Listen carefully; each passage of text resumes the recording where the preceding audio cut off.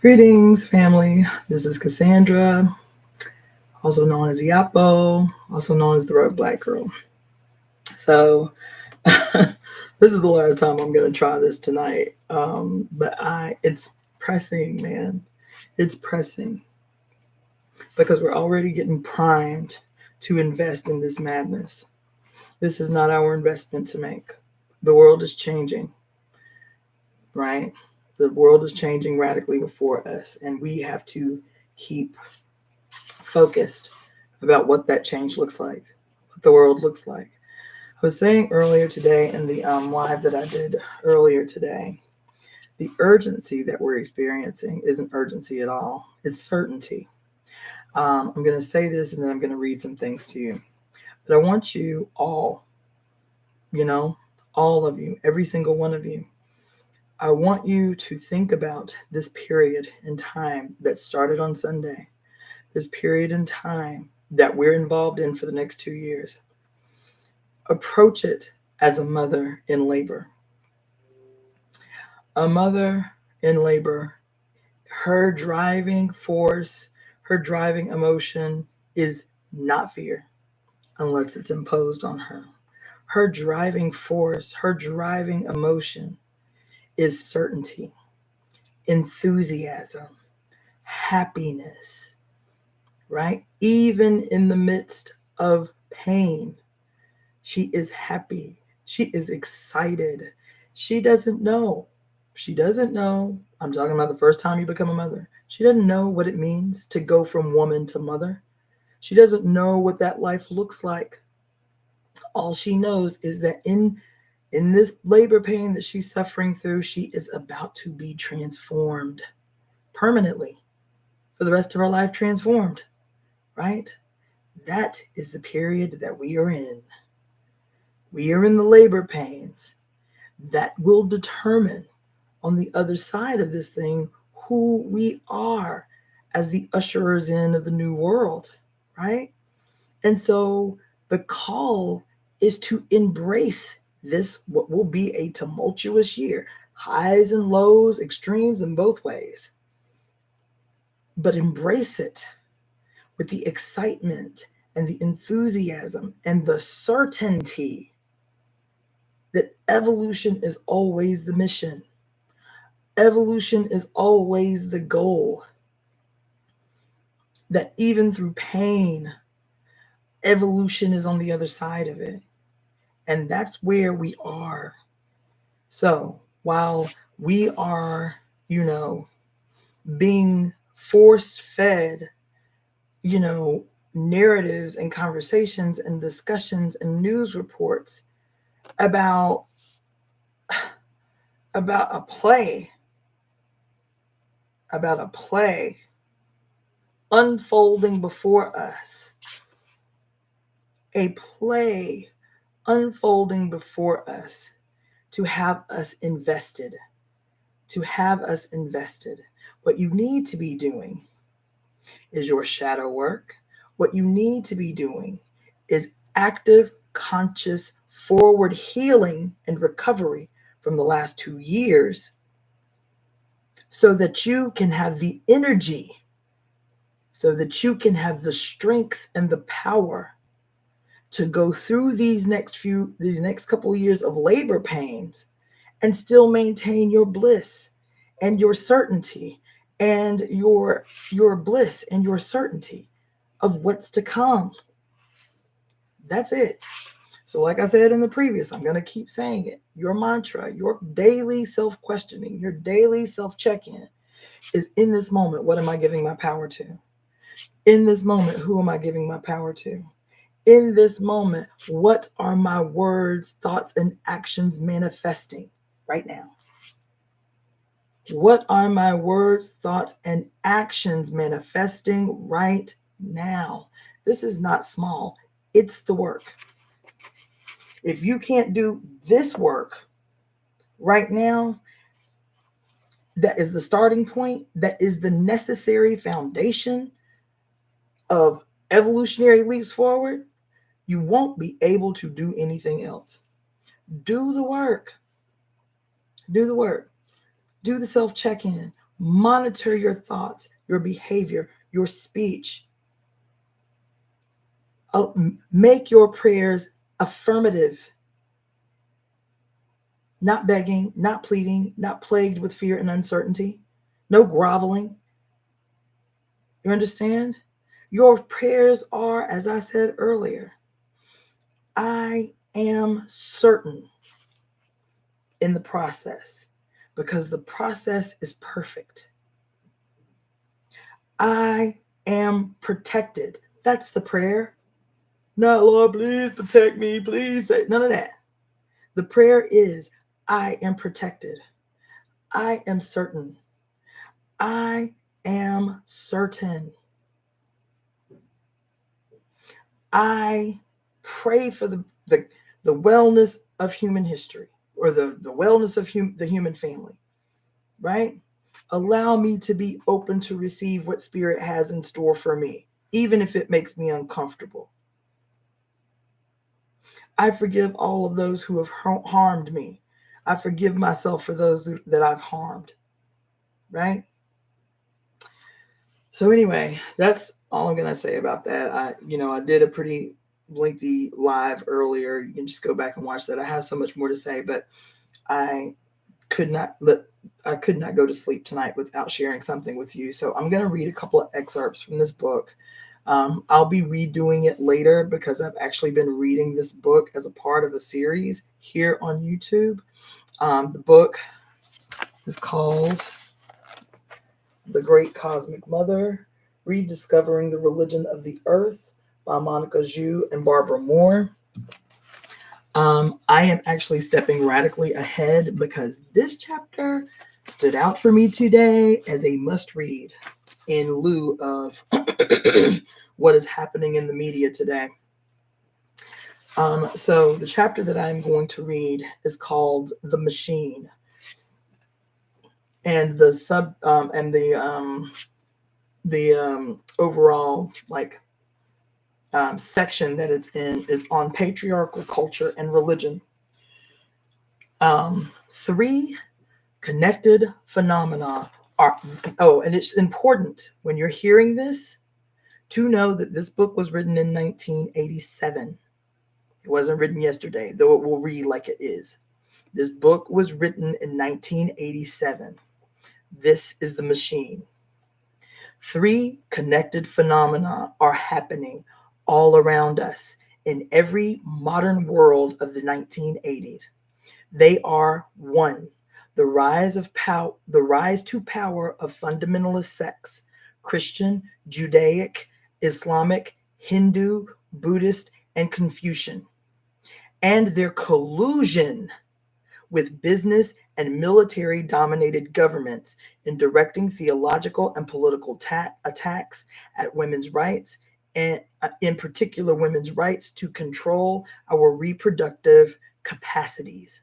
2, growth and global distribution of reproductive technologies, everything from birth control pills, IUDs, and coercive sterilization programs dumped on third world women, to the expensive and complex Western technologies of making sterile women pregnant through the transplantation of unfertilized eggs and embryos from the ovaries and wombs of, quote, egg mothers to the wombs of the, quote, host mothers, and the correlative genetic engineering of embryos to make babies to order.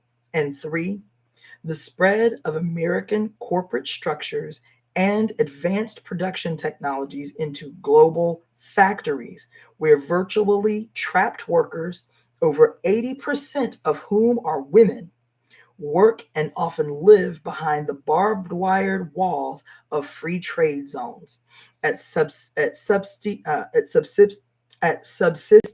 level wages, controlled in both work and private life by a corporation government collusion that forbids them union organization or political protest, and often extends to the economic control of their reproductive lives, i.e., Multinational corporations give preferential employment to single women without children and with no plans to have children. In India's textile industry, employers prefer women who've been sterilized through the government's population control program. And in the Bataan export processing zone in the Philippines, the Mattel company offers prizes to women workers making toys and Barbie dolls who undergo sterilization. These three trends might seem disconnected, even sometimes publicly antagonistic, but in truth, they are profoundly linked. Their linkage can be traced back to the Bronze Age, to the practical beginnings of patriarchy at the end of the Neolithic period, when men first began to organize to gain systemic control over, one, women's production, and two, women's reproduction. As we've said, the definition of the female body under patriarchy corresponds to the definition of the worker's body under private capitalist, i.e. American, or state capitalist, i.e. Soviet production systems. At the beginning of the Bronze Age patriarchy, males began to take over women's ancient inventions and improving them, capitalizing them by turning rhythmic, local, qualitative handwork into quantitative, mechanized mass production for trade and the building of wealth. Simultaneously, patriarchal men moved to take over and improve, i.e., capitalize, the most primal production of all, the female's production of children. Modeling their religious and practical notions on their new experience of cattle breeding, men redefined the ontological and autonomously creative female body into a machine for producing wealth. That is, wealth for men via the patriarchal family.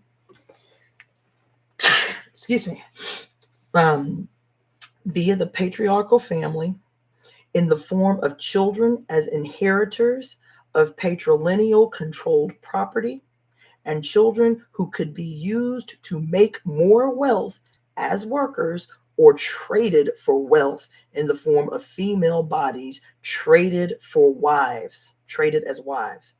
Patriarchal religion grew side by side with patriarchal wealth and secular power.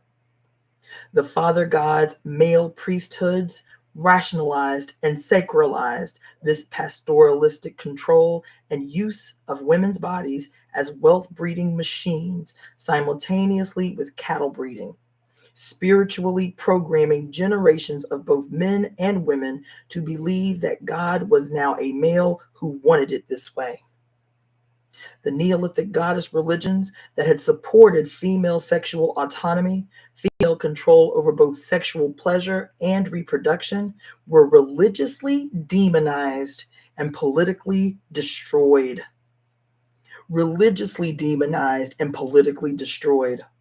With the growth and elaboration of tribes into nations and into empires, structural, systemic control of female reproduction passed from the private hands of fathers and husbands into the functional machinery of state political economies.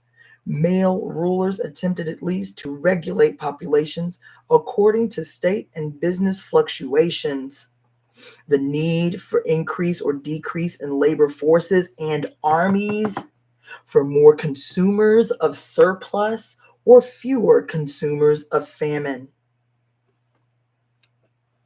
For over 4,000 years now, female reproduction has not been an autonomous function of women, but an auxiliary function of patriarchal systems. And for the same time period, worker production has functioned as a part of the same patriarchal, hierarchic, wealth-producing machinery. Both female reproduction and worker production being rationalized and reified by God i.e., religious dogmas of priesthoods and theologians, as subsidiary and inferior functions of that wealth-producing system. They are subsidiary and inferior functions in the sense that they are the disempowered many controlled by the system to benefit the empowered few. As far as wealth production or actual value goes, females and workers are, of course, not subsidiary or inferior in any way, but primary producers of all wealth on earth. In both cases, worker production and female reproduction, wealth is produced for the dominant males or the dominating male system with its auxiliary wives by organizing what was once organically rooted sexual spiritual activity into coerced mechanical reproductive activity.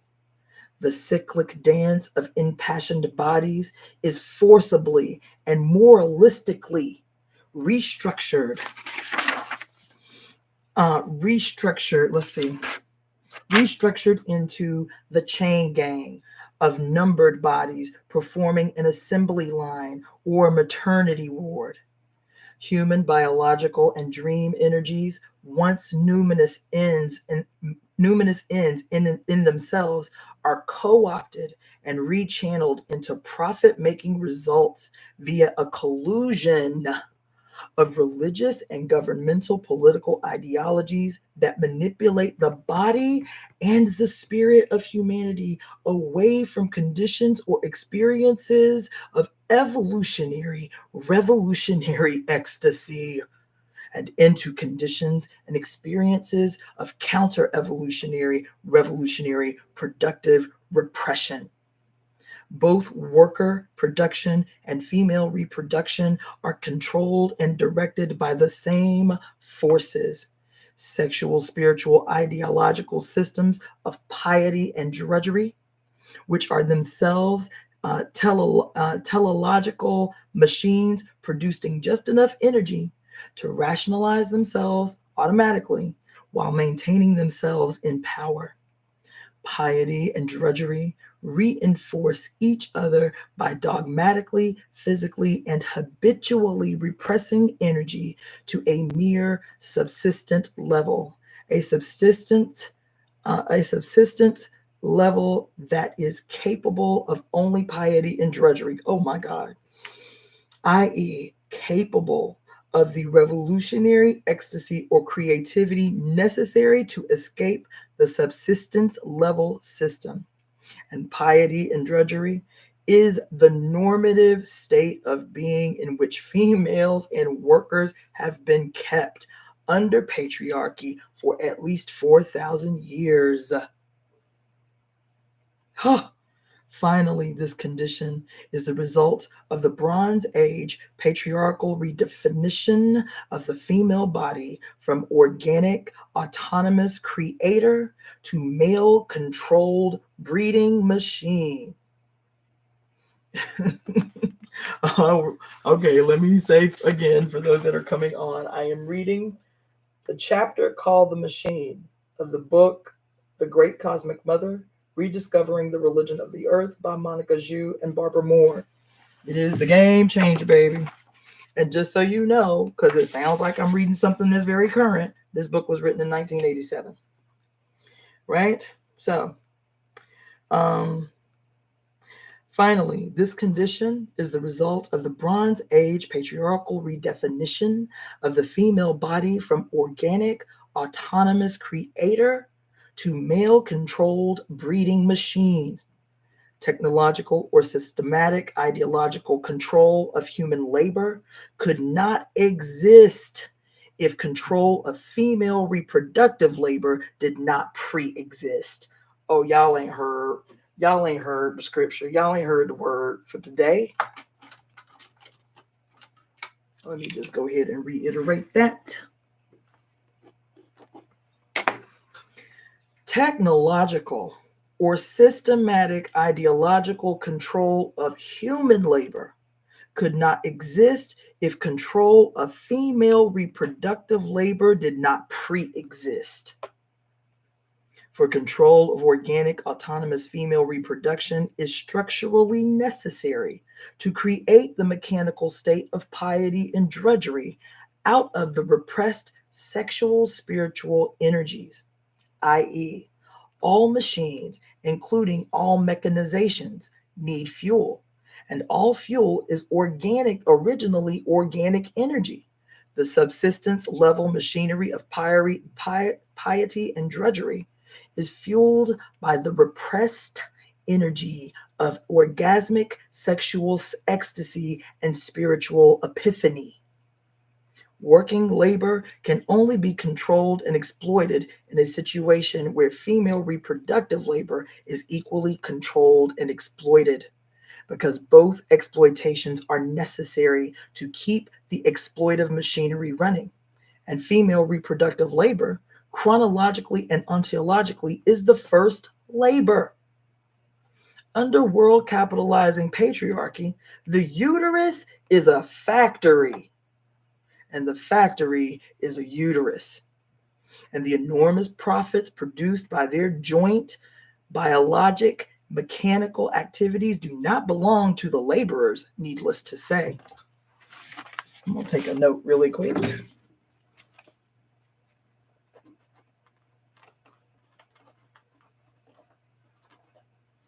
Yeah, baby. She said the uterus is a factory, and the factory that we work in is a uterus. Okay. All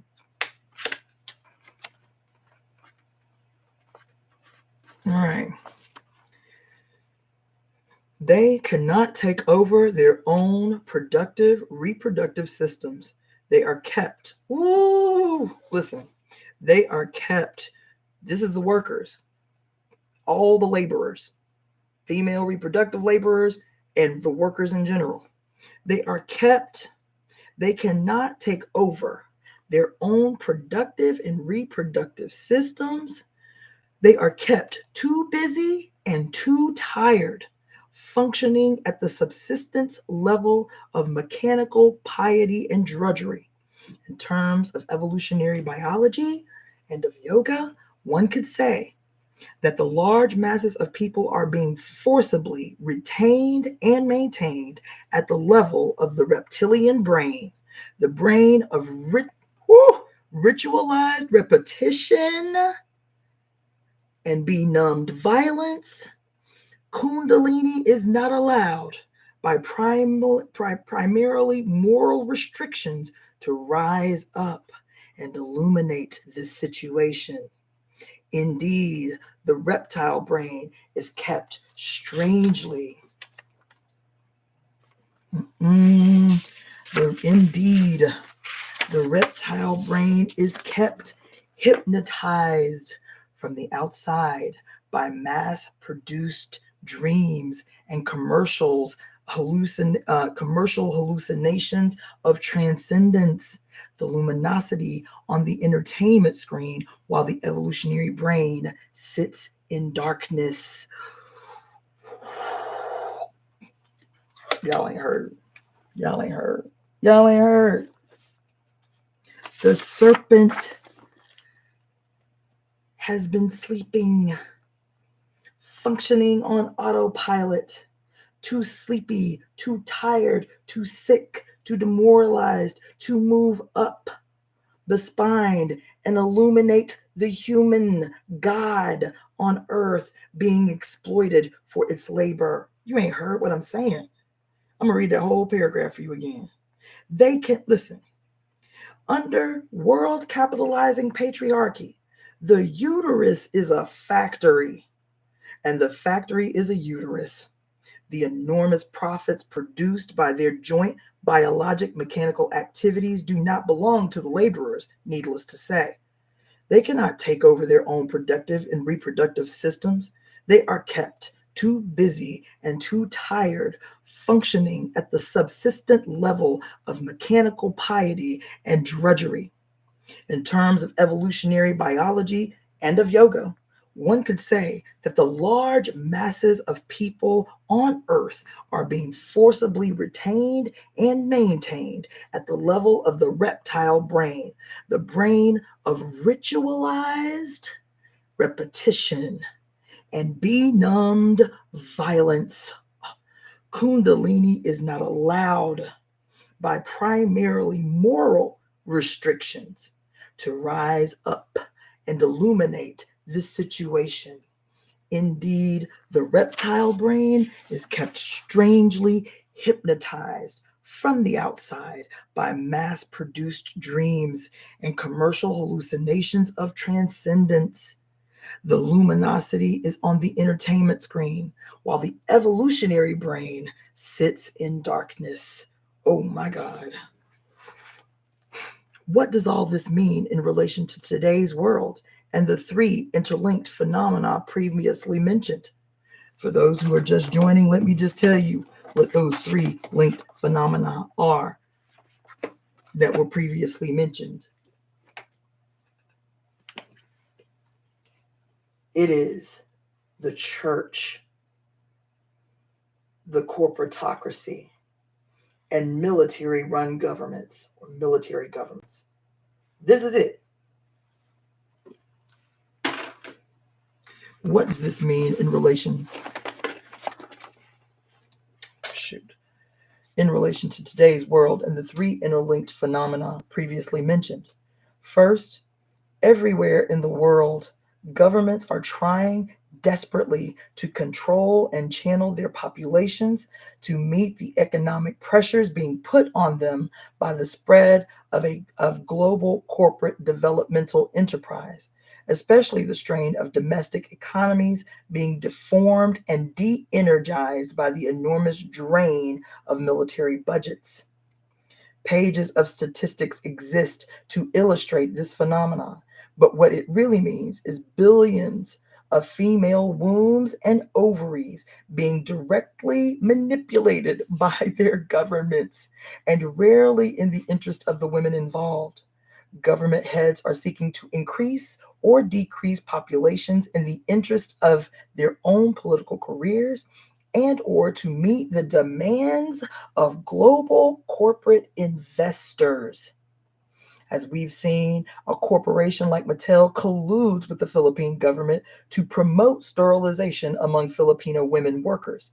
This ensures that corporations considered to be a more malleable and less demanding labor force in the free trade zone, and also puts numerical brakes on an increasingly revolutionary Filipino population. In Sri Lanka, Ceylon, the government also wants to reduce its population, especially of poor Tamil laborers agitating for civil and economic rights. Forced sterilization occurs among female workers on the vast tea plantations. In Malaysia, on the other hand, the Prime Minister Mahathir Mohamad wants to increase his country's population to fill labor shortage of native workers. He aims to swell Malaysia's population from 15 million to 70 million. And to do this, his government has launched an all-out program of maternity promotion, including repression of feminist groups working for women's reproductive rights.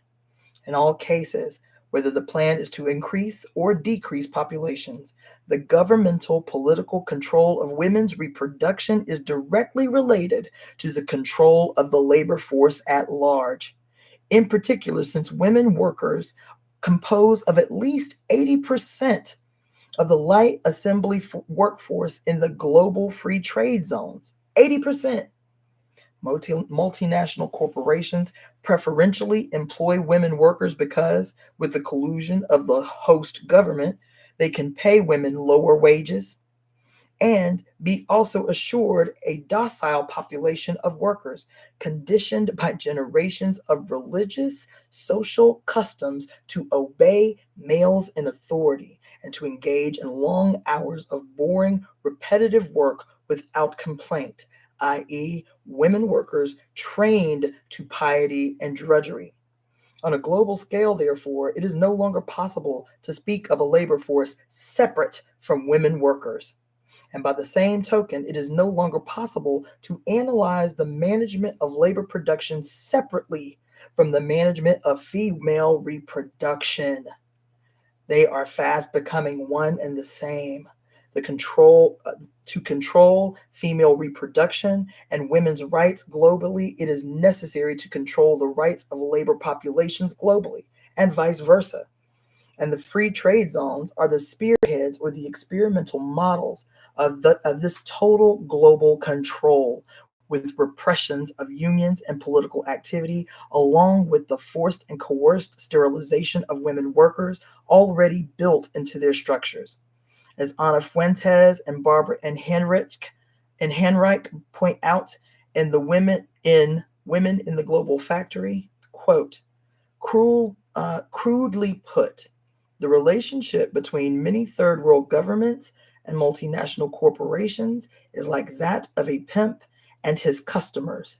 The governments advertise their women, sell them, and keep them in line for multinational Johns, end quote. They do this with the help of funding received from the World Bank and the International Monetary Fund and the United Nations Industrial Development Organization, which approve and bankroll this global arrangement. It is an arrangement by which both the world's female population and the world's labor population are legally laid out for sexual economic use via the political and religious laws and customs of their home countries. Actual sexual coercion happens frequently in the free trade zones, as it always has happened to women on the job, with male bosses trading continued employment for sexual favors on the work tables. But the major sexual control and exploitation is and will be a total control of female reproduction by way of the workplace. Oh my God. Via the economic, political needs and manipulations of multinational corporations. Indigenous male governments worldwide, to maintain themselves in funds and power, seem generally willing to loan out the bodies and lives of their female population in this prostitutional way. And what about the male populations of these countries? Unfortunately,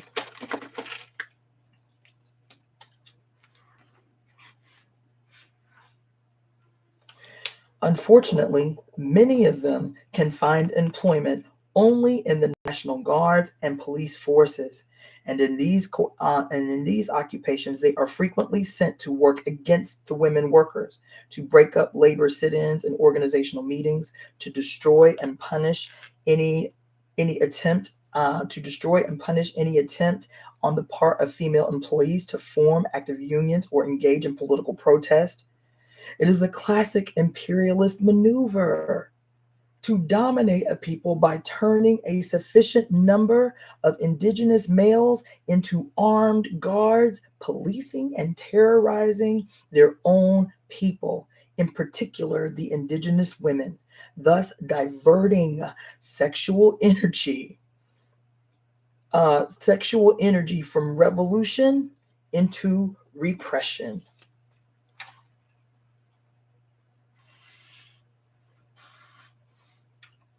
In Guatemala, in the Dominican Republic, in Taiwan, in the Philippines, in South Korea, in Malaysia, National Guards and police forces have been sent in by their governments to break up demonstrations, strikes, or simply meetings of female workers.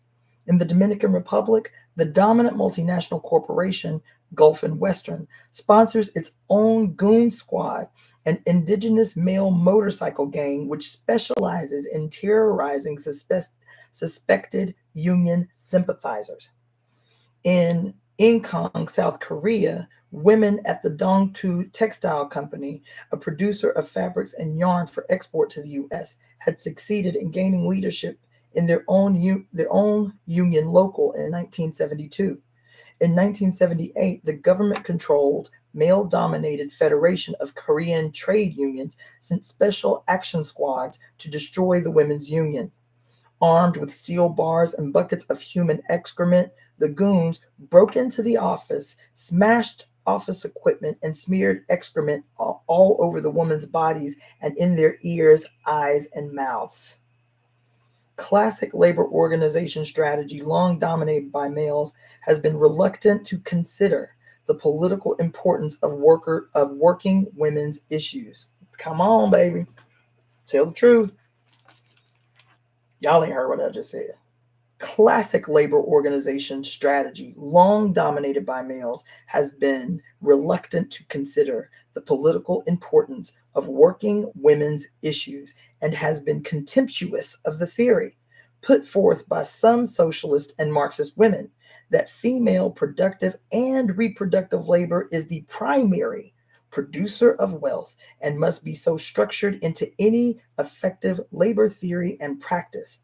Classic revolutionary strategy, long dominated by males, has been equally reluctant to consider the political primacy of female, the political primacy of female issues.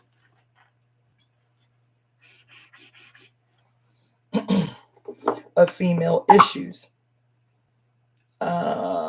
And equally contemptuous of the idea that a revolution should be mounted on the issues of women's oppression and liberation.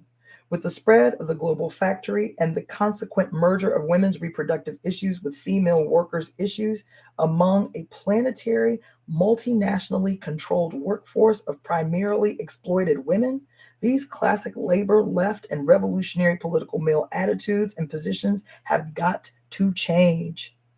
In the present situation, if males do not join with women workers to fight for female reproductive autonomy along with workers' rights, then males have no other place to go except to join the National Guards, the SWAT teams, the goon squads gearing up everywhere to help colonize and exploit their own countrywomen as slave workers and breeding machines.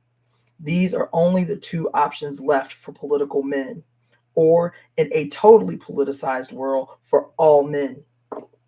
So long as governments can control female reproduction in any way, the workforce can equally be controlled.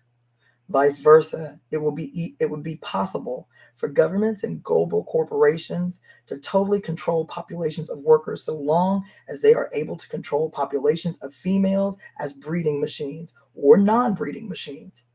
No one can be free unless females are free to control our own sex and our own reproduction. If we don't control our bodies, they are controlled by the boss, and that keeps the boss in power forever. Y'all are not hearing listen. Y'all ain't hearing. You can't be. I ain't got an amen. You understand? I ain't got a oh my God. This is everything. This is everything, baby. This is everything.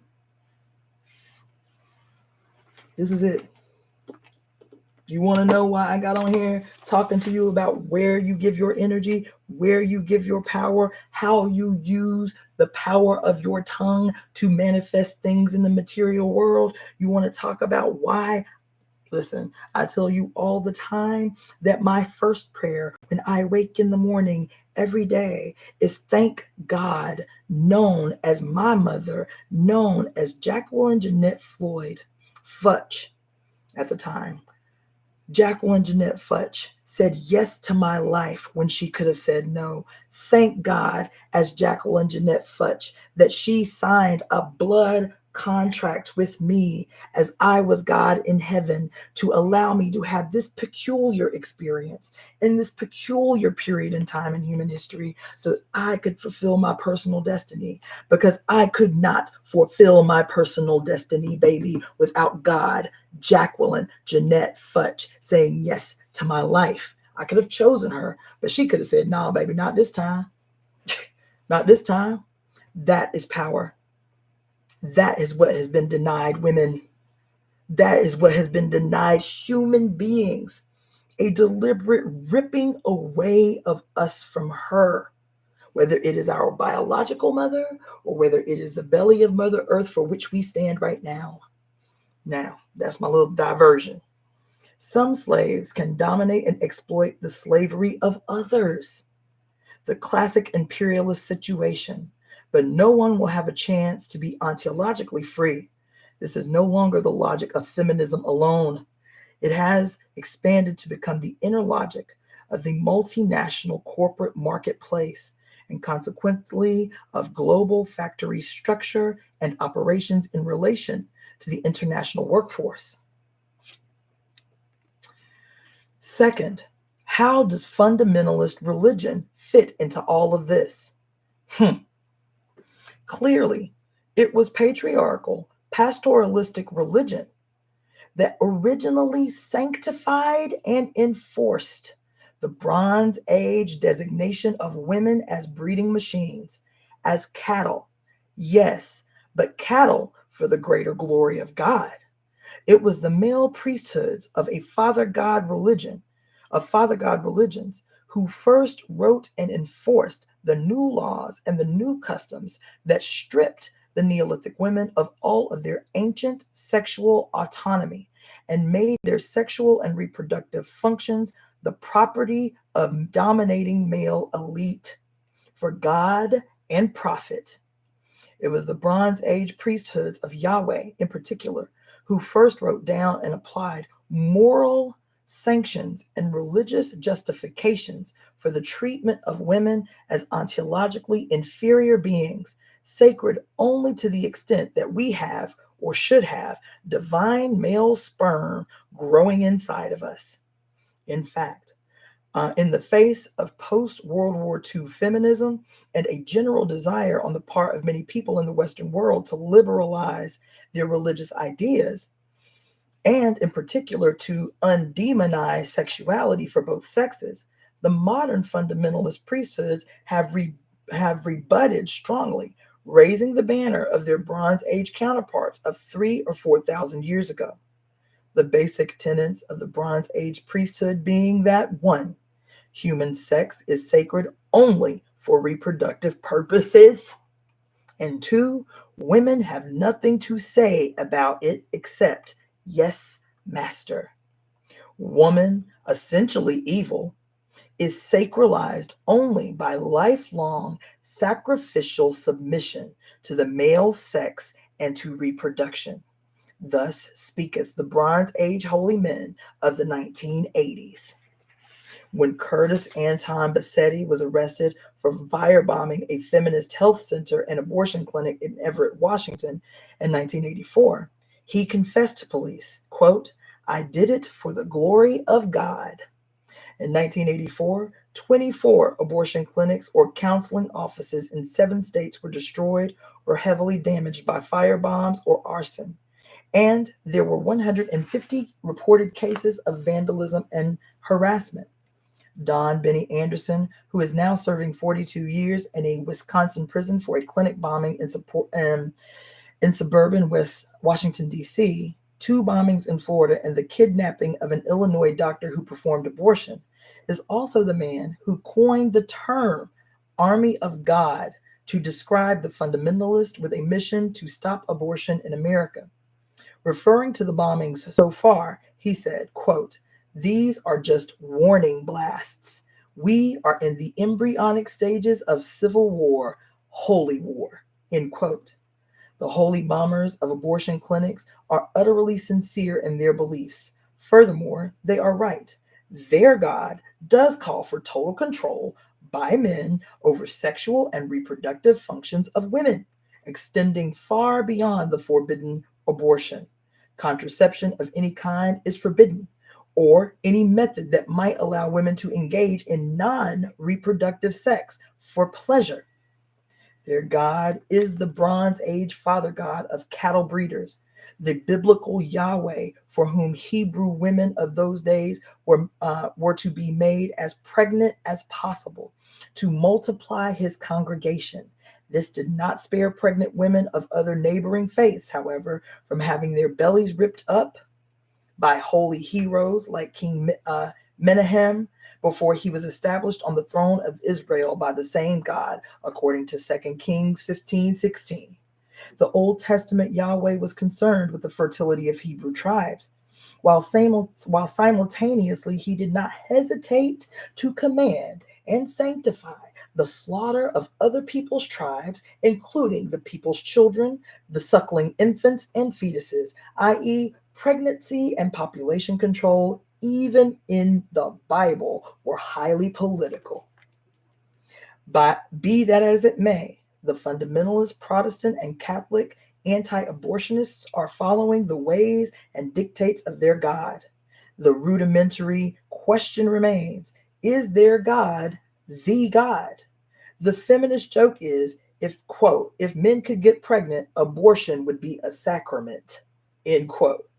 The corollary to this is, quote, if God is seen as female, the problem does not exist, end quote. That is, the entire question of sex, pregnancy, birth control, even abortion, undergoes an ontological somersault, a revolution of basic terms. Just what God, whose God, what life, whose fertility, and who and what is defining God or life. I'm going to skip forward because this chapter is very, very long, but there are some other things that I want to share with you. Yes, this is really important, but again, this is my fourth time reading this book, and every time something new stands out. Okay.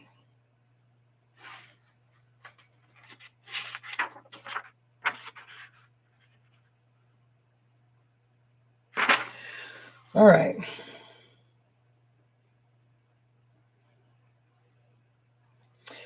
Let's see.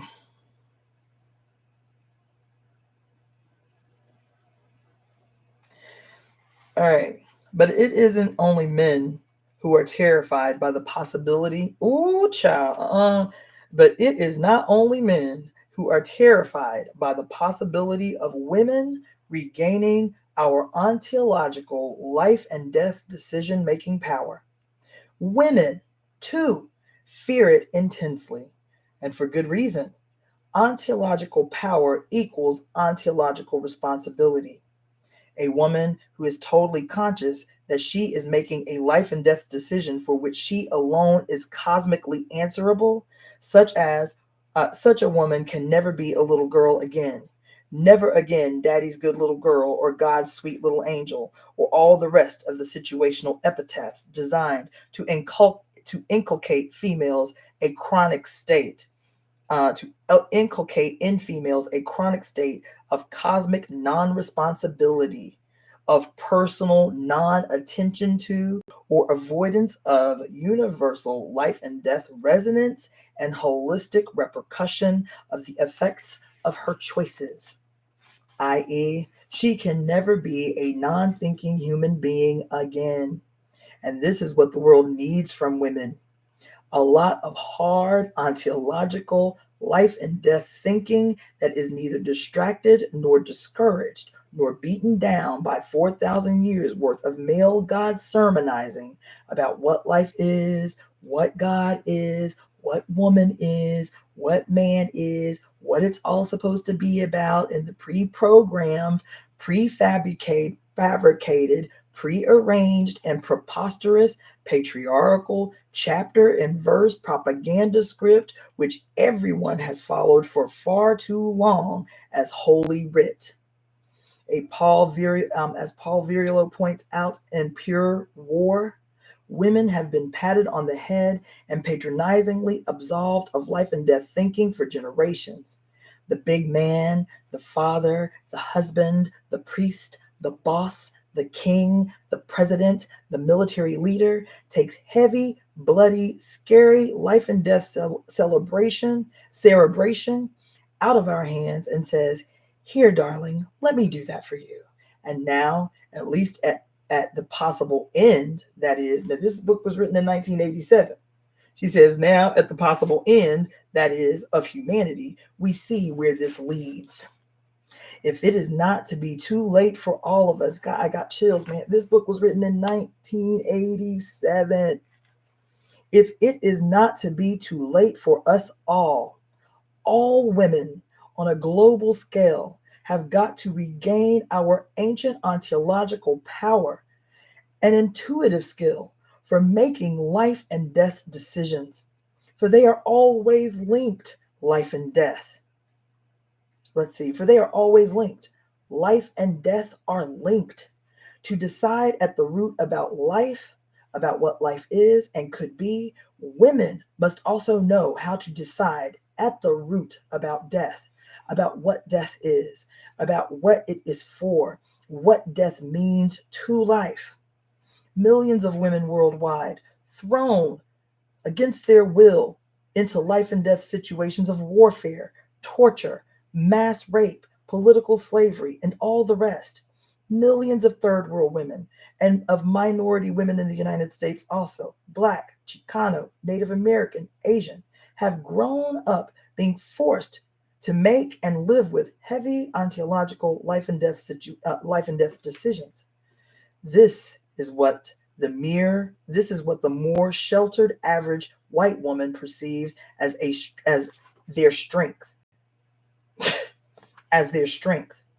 It is strength, the often bitterly won authority of being utterly alone in the world and responsible at the very root of things, life and death, always twining around each other like poisonous snakes, who are also lovers. All women, and maybe the highly sheltered average white woman most of all, must begin the daily practice of wrestling with these twin twined serpents. For that is how the ontological muscles are developed, baby. That is how the sexual and spiritual powers are intertwined. That is how females regain the evolutionary memory and habit of being cosmic women once again, i.e., that is how God re-becomes female. As women cease being passive vessels of divine male sperm, we cease being passive vessels of male ideology, including the patriarchal priesthood's image of God.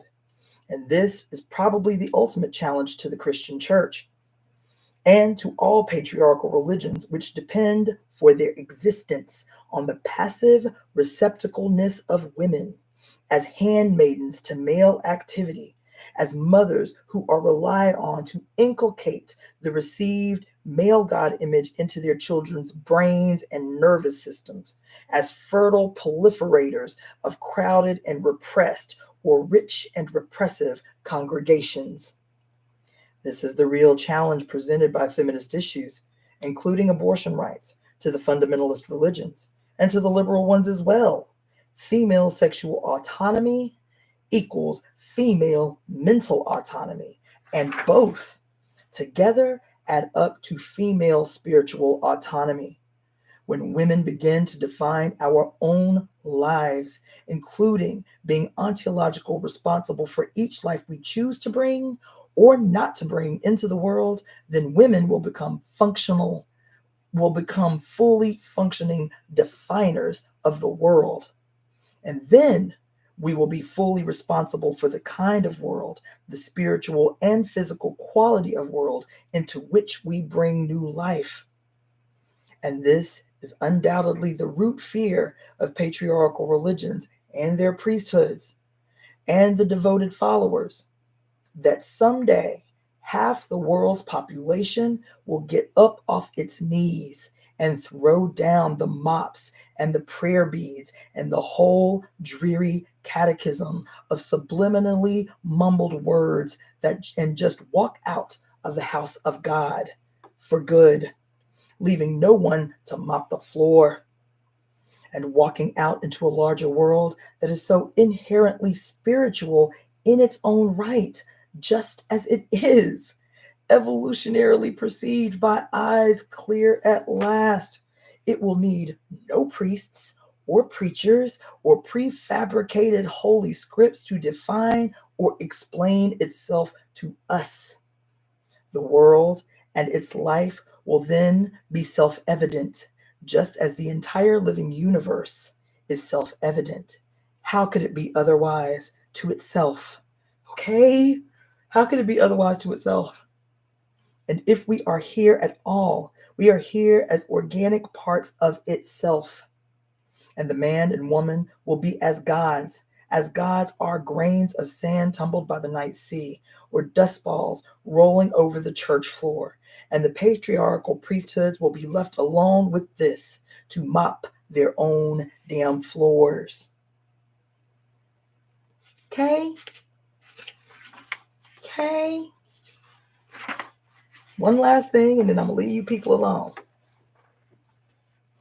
What is the machine? The machine has been called man's baby, sometimes man's true lover. It is also patriarchal man's version of the world mother. The machine is man's transformation ritual, his magic uterus of mass production. The machine is a man-made system, device, or theology, philosophy, converting world energy, animal, vegetable, mineral, into human wealth. Under 4,000 years of patriarchal religious economic systems, human wealth has meant the conversion of energy of the many into the profit and power of the few. The primary mechanism of this energy conversion has been the control and exploitation of the female reproductive process, simultaneous with the repression and punishment of female sexual autonomy. Through the energy suppression and conversion mechanism of piety and drudgery, female sexual biological energy has been maintained and controlled in a chronic process of productive repression. And this machine model for controlling and using sexual reproductive energy has also been applied to the control and exploitation of the workers' productive labor. The machine, a patriarchal, hierarchic system for exploiting and diverting female sexual reproductive energy into wealth and profit, is now used, of course, to exploit and co-opt the energies of most of the world's males, too. The machine converts kangaroos and whales into dog food, ancient forests into toothpicks, and the oily black blood and metallic veins of the earth into nuclear missiles, beer cans, and smog. The history of humankind from Neanderthals till now has been a slow but logarithmically increasing, spatially and temporally, development of the organic into the mechanical, of the primally simple into the artificially complex. Ooh! Oh my God. In Paul Virolo's terms, it has been a development from the gradual speed of geophysical space to the instantaneous space of electronic time. In psychoanalytical terms, it has been the history of implacable, overcoming the matristic oral by the patristic anal. The past 4,000 years has been accomplished via the total physical and ideological repression of the female body. The next stage depends on total physical and economic mechanization of the female body. The global assembly line turning out consumer junk and human consumers. Y'all ain't heard. The global assembly line turning out both consumer junk and human consumers. And human replacing robots will be the great machine mother of the world, with the eggs, uteruses, and the hormonal systems of living women attached to it one way or another in servo-mechanistic functions.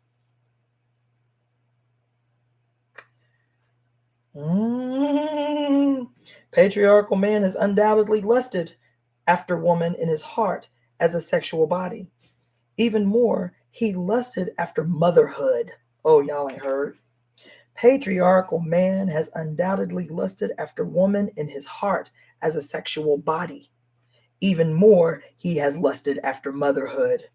The control of female sex and reproduction through his jealous father god's misogynistic priesthoods has been his mode of experiencing ersatz motherhood. He has owned the female reproductive machinery like the factory owns productive machinery, and like the pastoralist owns cows.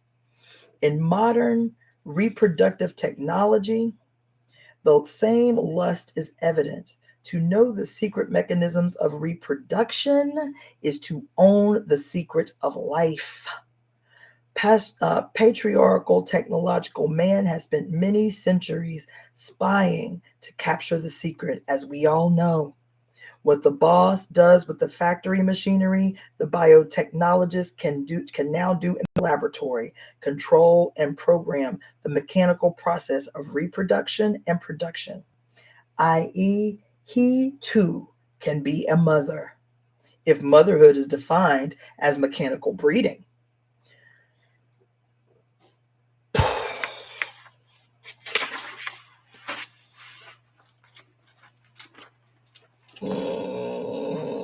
I could go on and on and on. This chapter on the machine is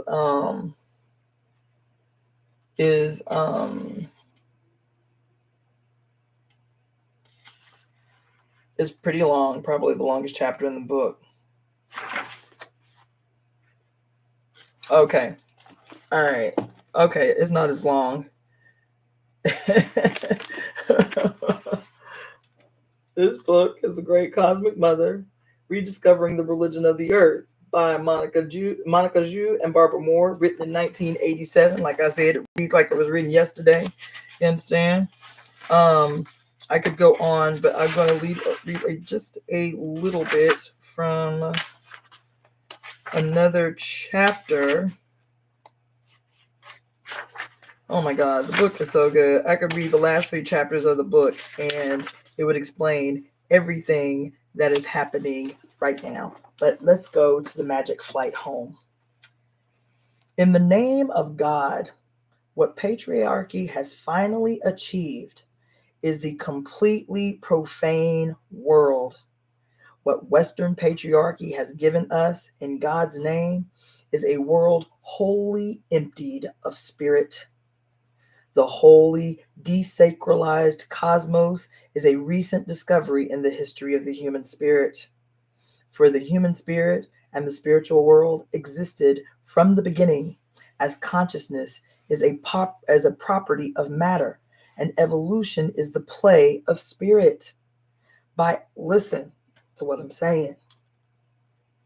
By abstracting spirit from flesh, by utterly demonizing the physical world and woman as its source, patriarchy has almost destroyed the home of spirit, which is sacred earth and all flesh.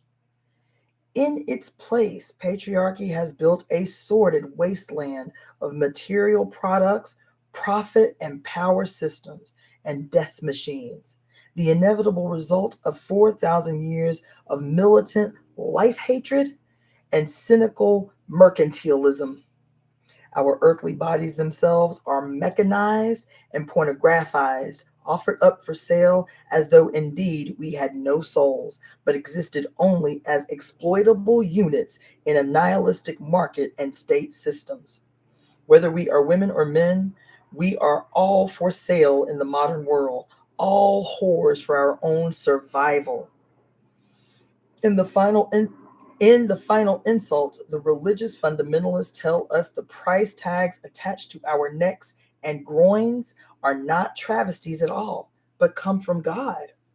A God who somehow in their mercenary sermonizing becomes the original capitalist. And of course, they are right. Their God was the first to own, control, and exploit the human female as productive property, as a head of cattle, i.e., the origin of the word capital. Today, as at its beginnings, patriarchy pretends to teach us about our souls and offers us spiritual salvation. In truth, patriarchy has never done anything but steal and exploit the human soul, just as from its beginnings in mass bloodshed, repression, and plunder, it has for 4 millennia robbed and exploited the energies of earth and all her creatures. By setting itself against evolution, i.e., against the continuous epiphany of biological consciousness, patriarchy has set itself against life itself. For 4,000 years, it has plundered, pushed and plotted its way toward the complete construction of a substitute life, and as an ersatz Earth, a la global shopping mall, a man-made mechanical paradise, ignoring, denying, and insulting the cosmic laws of everything growing and alive. It develops mechanoid specializations in every sphere, supposedly for our benefit. It destroys or overrides integrated living processes to turn out metalloid and plastoid things, deadened things, which correspondingly humanoid things are supposed to spend our eerie lives buying and consuming. But we should know by now that human life engineered as an extension of a mechanoid vision is to the benefit of no one except the owners of the machine. The industries and technologies of both Western capitalism and Soviet statism cannot exist without earth rape, gross pollution of the environment, exterminations of vast numbers of animals and humans, of jungles and forests and grasslands, of massive die-outs of terrestrial and oceanic life forms, because systemic destruction is a function of the original patriarchal premise: exploit for power and profit. What can be done under patriarchy to one female body can be done under world patriarchy to the entire body of the earth. The pornographic images of women trussed up in chains and barbed wires, of female flesh bruised and bloodied and beaten raw, are really our species' map of the mutilated earth, who for 4,000 years has been tortured for power and profit. The deadness of pornography is the deadness of the landscape created by patriarchy, in which nothing lives that is not hideously deformed, controlled, manipulated for the voyeur's eye, bound up for use. In such a landscape, the classic patriarchal paranoia becomes well justified. Earth becomes indeed an ugly, hellish place to live, a hellish place in which ugly, hellish things can be done to us. Oh, oh, oh my God. Woo.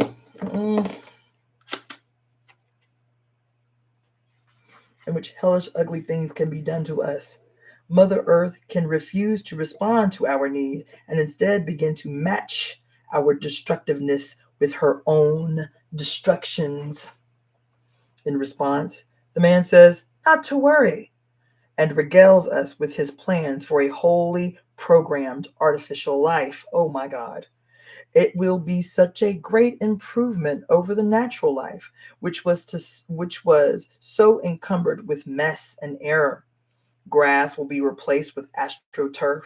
Hearts will be replaced with computers. On the market right now are fluffy, purring, meowing robotic pussycats, which can do all the cute things real house cats can do: catch mice, without the cost and the bother. In fact, everything can be replaced, including us, with those good, efficient, obedient, non-unionized, thoroughly dreamless machines. For those still attached to the sentiment of flesh, biological engineers are probing inward with an eye to reprogramming our DNA, to eliminate perhaps our varieties as well as our mistakes, all with a vision of making us more perfect, which classically means more usable within the terms of specific systems. For those who still gaze at stars, the man is launching out in all directions, eager to carry all these circuit boards of God to other planets and other galaxies. In all the plans to colonize space, there is a remarkable but predictable absence of any profound urge to contradict or challenge the extant patriarchal definition of the meaning of life. Moon and planets will become colonized resource stations. Male and female astronauts, or the androids that replace them, will communicate with each other, with Earthlings, and with galaxies in only the most linear, digitalized, computational language. Baby.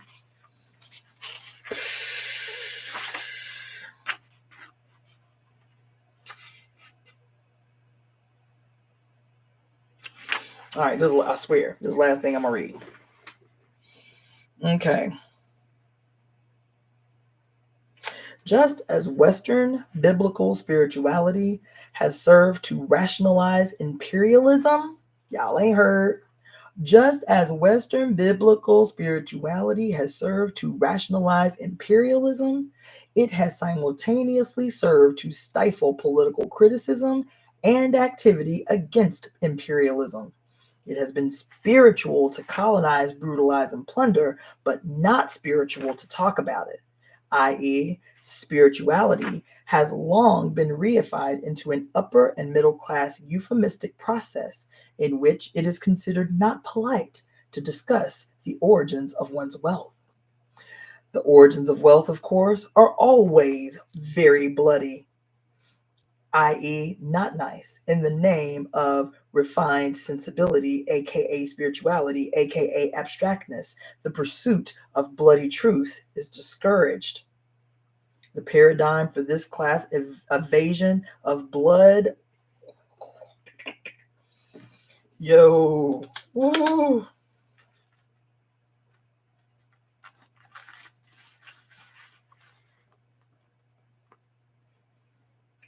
The paradigm for this class evasion of blood origins of wealth lies in the patriarchal evasion of the blood origins of life. Patriarchy shamelessly colonizes, exploits, and brutalizes the female body, and then censors open discussion and criticism of this process in the name of decency and polite society and civilized discourse. In both cases, the pretense of spirit is used to cover up the fact of blood. And so, in all those parts of the world that have been ravaged by the Western Christian imperialist experience, spirituality has a well-deserved reputation as an emblem of total hypocrisy. This reputation continues y'all ain't ready for this. This reputation, let me mark this one too. This reputation continues into some new age or counterculture attempts at spirituality. This book was written in 1987, people. This reputation of total hypocrisy continues into some new age and counterculture attempts at spirituality. In particular, many activists undergoing political burnout have made a 180-degree turn to immerse themselves in apolitical spiritual pursuits, thus reinforcing the euphemistic patriarchal traditions that spirit is above politics. The left hand should not know what the right hand is doing. Profit 6 days a week and go to church on Sunday, all being psychological devices to allow people to enjoy the fruits of patriarchal profit systems while avoiding responsibility for their sanguine roots. They all mean don't look too closely at the origins of your wealth, including the wealth of spiritual privilege. End quote. For it is true that all spiritual exercise in the Western world is performed on a cushion of wealth. Y'all have not heard the sermon today, baby. For it is true that all spiritual exercise in the Western world, is performed on a cushion of wealth. If not one's personal wealth, then the wealth of one's surrounding culture. And this wealth has been accumulated at the world's expense. For Westerners to leave politics and submerge themselves in apolitical, transpolitical, spiritual disciplines may or may not serve personal needs and goals. On the global level, it is merely a continuance of the patriarchal, imperialistic trick of spiritualizing one's wealth and privilege by not looking too closely at their bloody roots. Moreover, this disappearing trick is a lie. Politics is in and of the world, and nobody leaves the world. Spiritual people leaving politics only in the sense that rich people leave poverty. i.e., by being able to afford to fly off to some other place where they won't have to look at it. But poverty, like politics, is in and of the contemporary world because most people live in poverty and in politics, not by choice, but by brute force. They have become ontological conditions for the entire world. Nobody escapes them. Some people have the illusion of escaping them for more or less prolonged periods of time, just as during the incessant plagues, wars, and political upheavals of the early Middle Ages, rich people barricaded themselves in well-stocked castles while hordes of the sick and starving banged and died at their gates. The feudal rich had the illusion that they could survive as islands of life surrounded by a rising sea of suffering and death. But not for long. In most cases, the castles were broken into and the privileged few dragged out to scream and die like everyone else. Just so, in a political world, isolated or separatist spiritual solutions are doomed.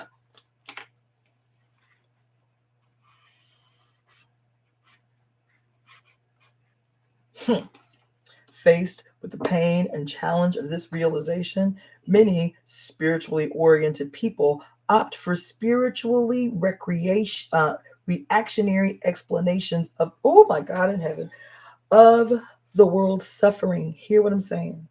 Just so, in a political world, isolated or separatist spiritual solutions are doomed. Faced with the pain and challenge of this realization, many spiritually oriented people opt for the spiritually reactionary explanations of the world's suffering. That God makes some people poor so that others can learn something from them. That poverty and pain are karmic situations or debts brought on by one's behavior in a past life. That one chooses one's life absolutely, and that some people choose to suffer. All these explanations are spiritual versions of blaming the victim. They derive from patriarchal religious systems which were purposely designed to rationalize hierarchies, injustice, and the status quo. All patriarchal systems are self-justifying. And the mind dwelling within these systems is capable of monstrous rationalizations in order to keep these tautologies intact. These modes of explaining other people's suffering are, in a very real way, acts of human sacrifice. Faced with a choice or challenge to our religious mindset, we are willing to sacrifice living human beings, their problems, and their pain in order to keep our worldviews intact. We are literally sacrificing people to our gods. The core of this patriarchal ontology, which separates spirit from matter, and proceeds to deny the reality of life in the name of some abstract God or some life-explaining ontological system. All spiritually oriented people are prone to this trap, and it is a trap we must beware. When our desire and capacity to see the world as a sacred gestalt becomes on another level a monstrous justification of what must not be justified. When fundamentalists and some evangelicals claim that the hydrogen bomb comes from God and that global annihilation via World War III will be a fulfillment of revelation, a fulfillment not to be avoided at all costs, but to be yearned for, in fact, as the prophesied rapture, most spiritual people are appalled. But many of these same people will turn about and accept, without critique, Krishna's justification of war in the Bhagavad Gita, where the gods tell Arjuna to ride into battle and slay all his relatives without remorse or hesitation, because after all, they are all illusions anyway, and already dead, and never born. Merely the spinning of Maya. One myth is prettier to us, more exotic than the other, but in truth, what What is the real difference between one patriarchal rationalization of hell and the other? All rationalizations of holy war are not spiritual. They are, in fact, patriarchal, and we must recognize the difference. By the same token, all spiritual rationalizations of continuous poverty, injustice, and suffering are not spiritual at all, and we are at all, but are in fact patriarchal political justifications of the status quo, and we must know the difference.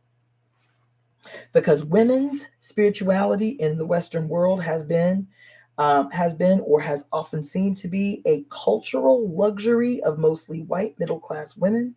It too has been accused, quite justly, of lacking a political consciousness, or at least of lacking a political reference. On another level, many lesbian and even hetero feminists who are, quote, into the goddess have opted for cultural political separatism. They have, quote, left politics and political solutions, that is, by blaming the world's problems on men and then refusing to have anything to do with, quote, the man's world, i.e., let him clean up his own mess. The glaring problem with this separatist solution is that the man's world is filled with a majority population of women and children.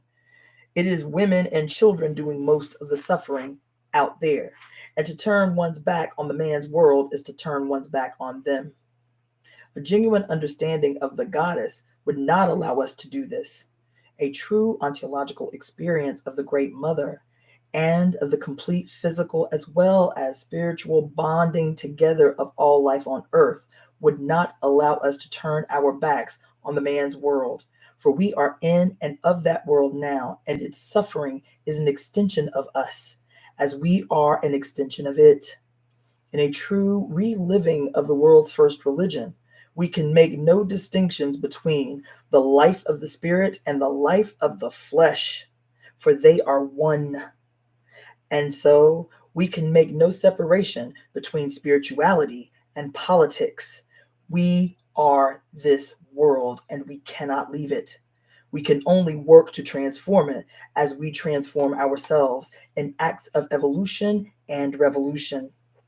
The genius of Michael Foucault surely was that he showed us so clearly and so precisely how politics is everything that happens to the body on earth. Mind and spirit are definitively embodied.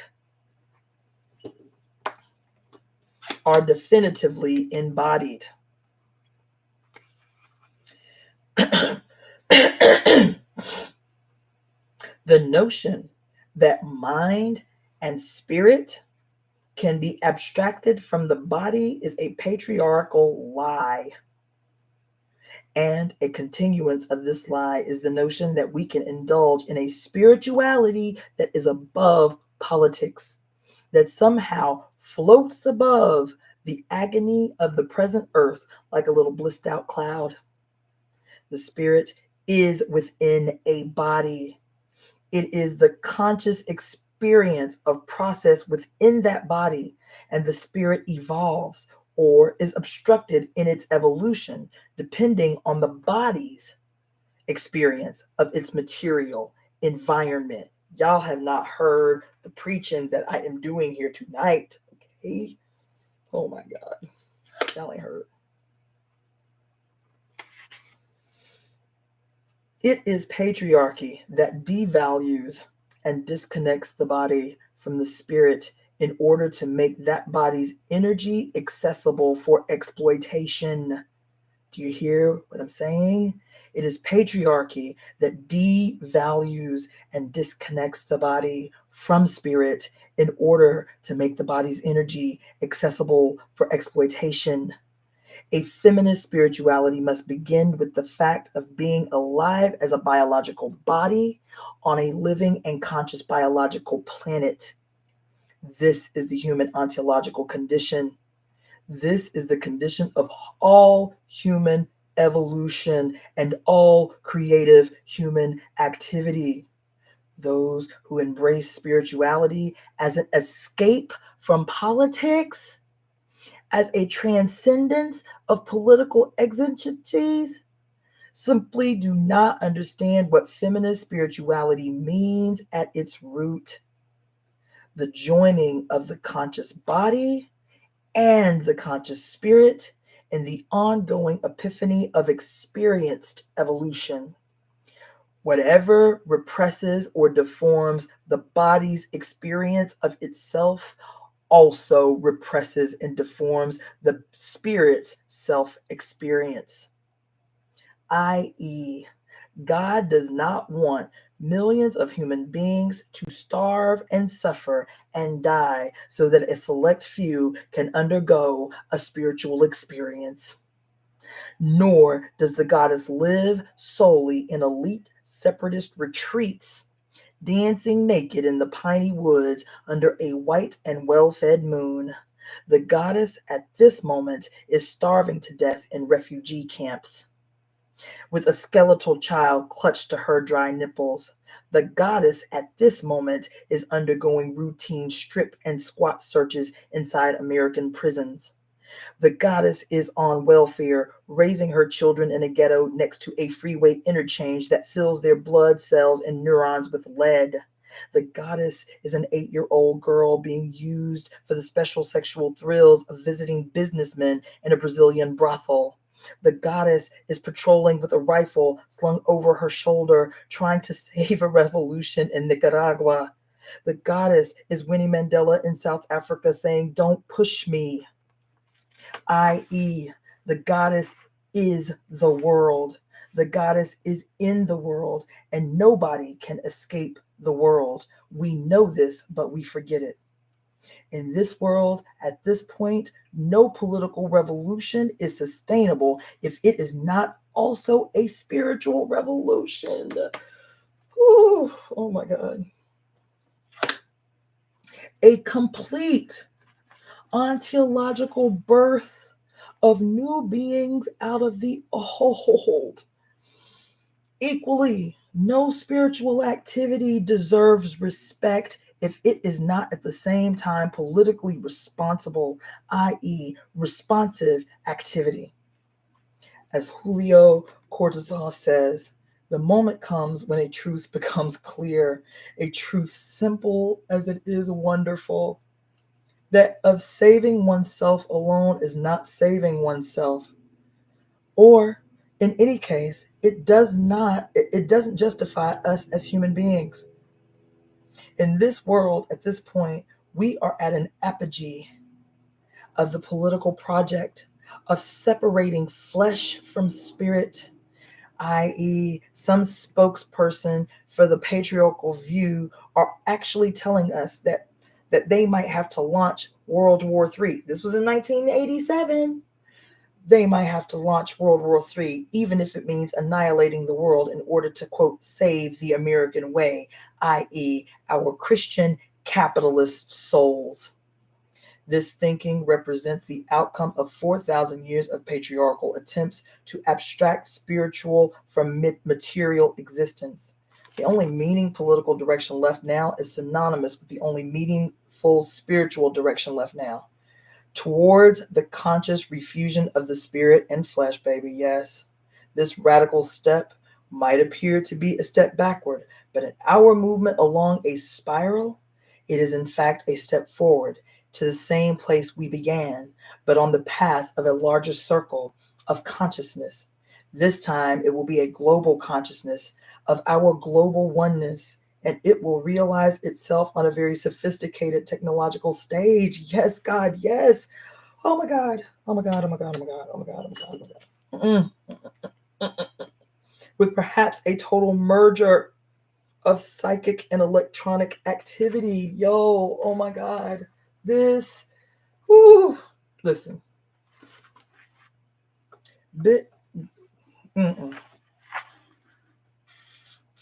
When I say that this is it, the line is drawn for the entire human family. What did you do when the time came? Oh my God. How did you respond when the call was made? This is it. This is that time.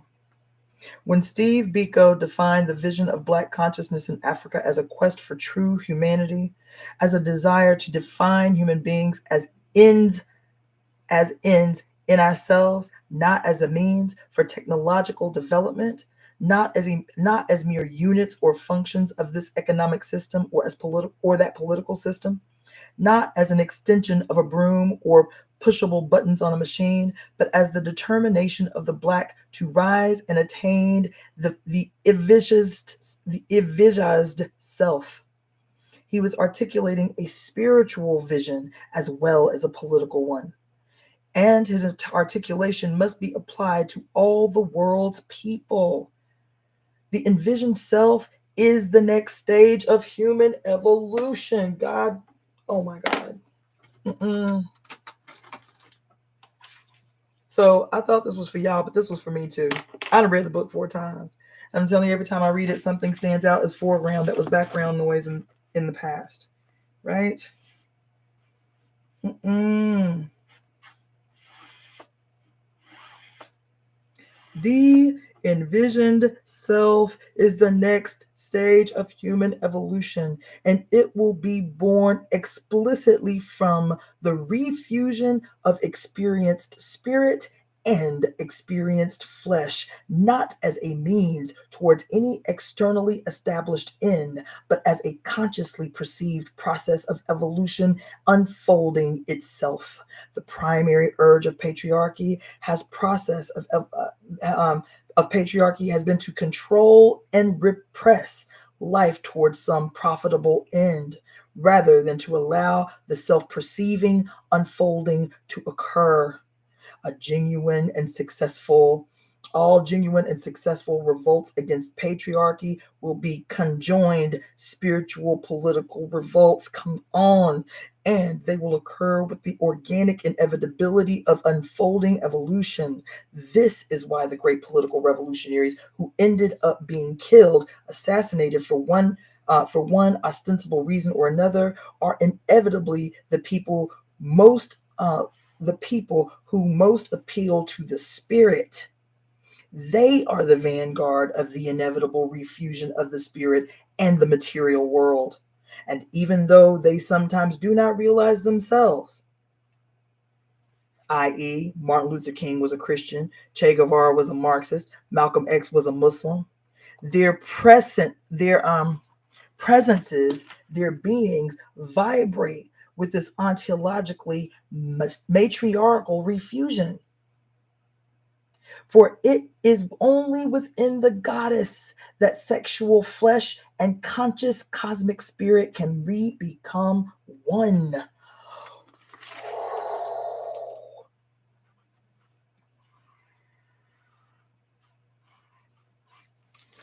Steve Biko was murdered. Steve Biko was murdered by the South African Security Police in 1977. As the future rapidly unfolds, there will undoubtedly appear more and more female martyrs of the conjoined flesh and spirit, until the entire world understands that this is the next inevitable evolutionary step that all of us must take. Fundamentalists have confused us and have attracted many confused people with their commercial revival of the old mechanistic moralistic God. They have successfully integrated their literalist biblical God with the resurgent non-conservative economics and politics, quite brazenly offering the patriarchal cause of so many world problems as the reborn solution. While people all over the world, especially young people, are risking and giving their lives to, quote, fight for the envisaged self, a true humanity, the American fundamentalist preacher and politicians are trying very hard to make humanism a dirty word. This is the result of their Bronze Age religious heritage, in which everyday, fleshly, earthly reality had to be demonized in order to make spirit the property of an elite few. Also, perhaps the humanism they see in their own mirrors is not worthy of much respect. This is a quote, by the way. The secular humanist liberals have also contributed to this problem. Oh, come on, tell the truth. The secular humanist liberals have also contributed to this problem. Let's see. Striving to maintain the constitutional separation of church and state, they have in past decades constructed program after program, government-funded housing, food commodities, food stamps, job training and retraining programs, etc., in which the minimal needs of the body are met along with a passive disregard for the human spirit. Whew. Liberal programs failed because of their built-in spiritual deadness. Like many Marxists and socialists, American liberals fell into the trap of confusing spirituality with religion. Because we all have been trained by 4,000 years of patriarchal dichotomizing to believe that being spiritual is qualitatively different from being human.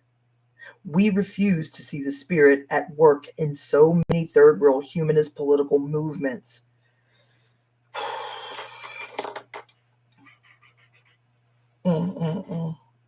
Yes.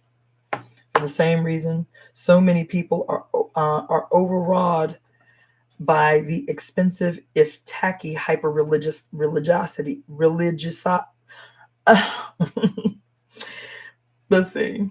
The hyper religiosity of the modern television preachers or salesmen of God, the soaring, glassy churches, the golden Bibles, the patriotically positive teeth and perfect hairdos, choirs of shimmeringly otherworldly polyester. This definitely isn't real life. So it must be spiritual.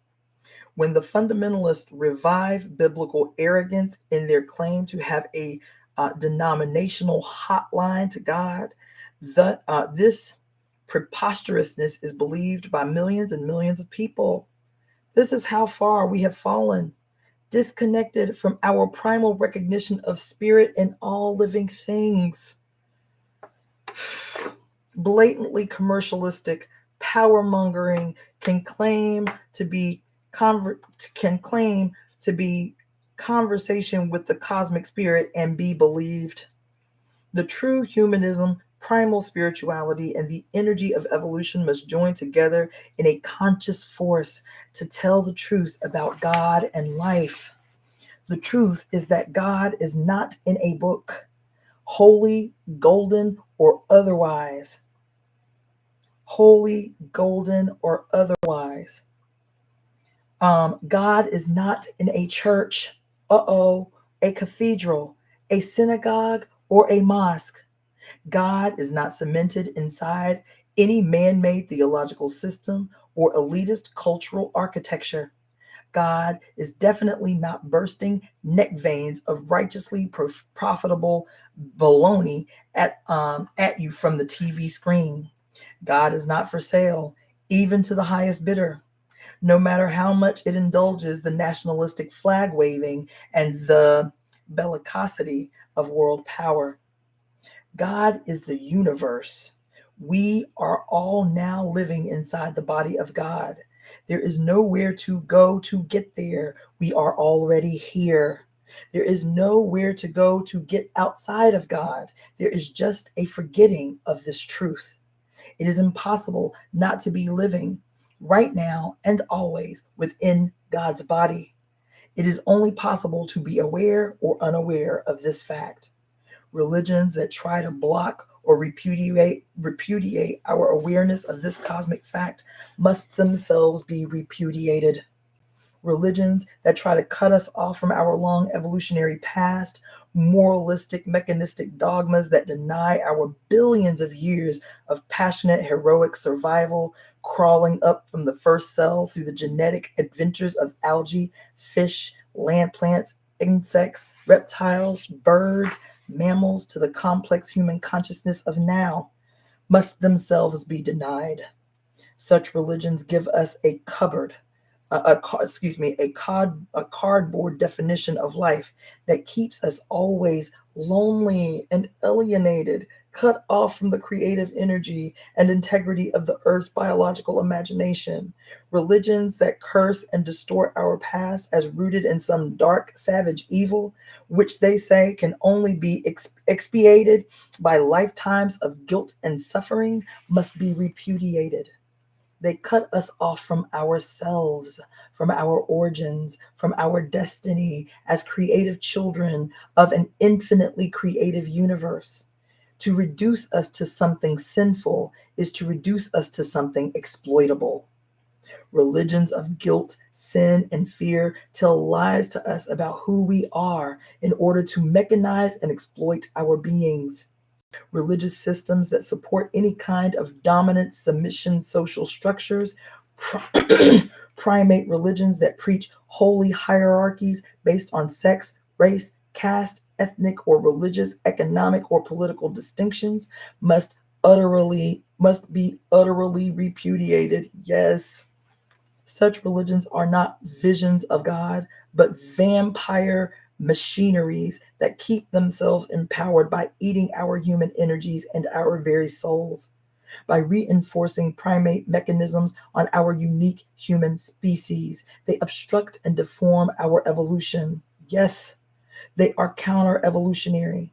All religions that attempt to explain human suffering, injustice, hunger, and poverty as manifestations of God's will must be totally repudiated. Yes, such religions do not speak for God. They merely reiterate patriarchal rationalizations for the status quo. Such rationalizations are all self-serving for the people in power, and therefore lies told to the rest of us.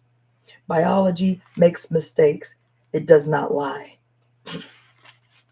We need a new global spirituality, an organic spirituality that belongs innately to all of us as the children of earth, as a genuine spirituality that utterly refutes the moralistic, manipulative patriarchal systems, the mechanistic religions that seek to divide us, that control and oppress us by successfully dividing us. We need a spirituality that acknowledges our earthly roots as evolutionary and spiritual sexual beings, just as we need an ontology that acknowledges Earth as a conscious and spiritual being. We need this. We need this organic global spirituality because we are ready to evolve as a globally conscious species. We are at a point where we must evolve or die.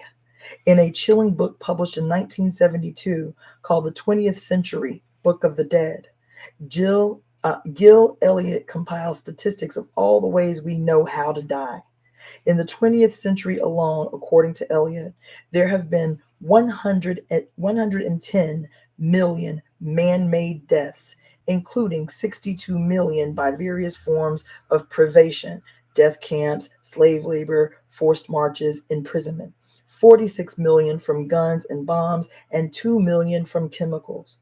We are living in a world that practices the politics of death.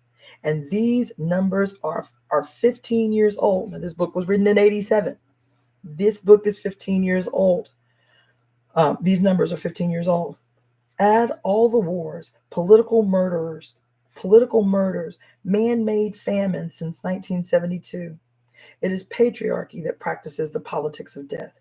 Included in these figures should be the actual deaths, perhaps also the living deaths of all those millions of women forced by patriarchal religious systems into continuous breeding of continuous raw material for all this continuous murder and dying. Add also the vast numbers of us who will die before the century is over because of patriarchal economic systems, chemical and radiation pollution of our food, water, and air. The deaths that are in us now, perhaps the deaths that are in our children. Add finally the deaths of an entire species if we do not learn before the end of the 20th century to evolve out of the politics of death and into the politics of living. the political art of living, the spiritual art of being alive. 4, from now on out, or from now on in, genuine global spiritual awareness will be the vanguard of all successful human revolution. Political revolutions that do not follow an organic, terrestrial, cosmic spiritual vision will end up in more patriarchal death. Religious revivals based on obsolete patriarchal ontologies will only end in massive political deaths, the obscenities of holy war. We are really in a trap. We must evolve or die. Clearly, patriarchal systems will be the mode of our death. What could be the mode of our evolution? Oh, man. Let's see.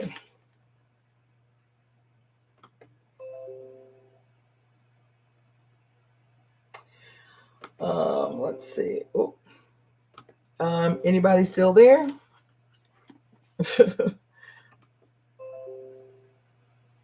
All these alerts. Okay. All right. Let's see.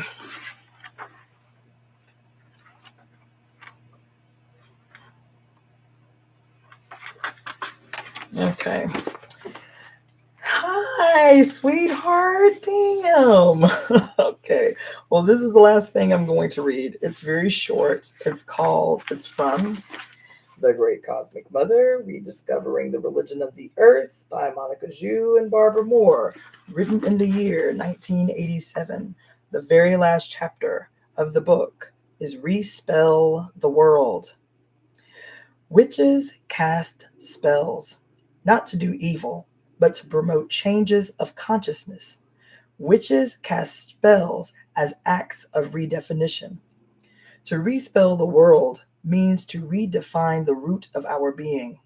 It means to redefine us and therefore change us by returning us to our original consciousness of magical evolutionary processes. This consciousness is within us, in our biology, and in our dreams. It works on subliminal levels, whether or not we are aware of it, because it is the energy of life and imagination. When we are aware of it, it works for us as the energy of destiny. And it is powerful with the genuine power of biological life and cosmic imagination. Perhaps ancient women had access to psychic and physical powers we have forgotten. Ancient people of both sexes living under the Stone Age Great Mother, like those remaining of Earth's primal people today, had magical powers of telepathy, clairvoyance, precognition, teletransportation, of firewalking and shape changing, of healing and building, not because such powers were pagan superstitions or, quote, of the devil, but because they are natural powers of Earth. We know that the psychic, physical, spinal techniques of illumination used by yogis and mystics, technical powers that lie dormant within all of us, were first developed by women as natural modes of communication with the larger self, the earth, and the cosmos. During the later Paleolithic and throughout the Neolithic, sexual and spiritual powers were fused through the techniques of meditation, the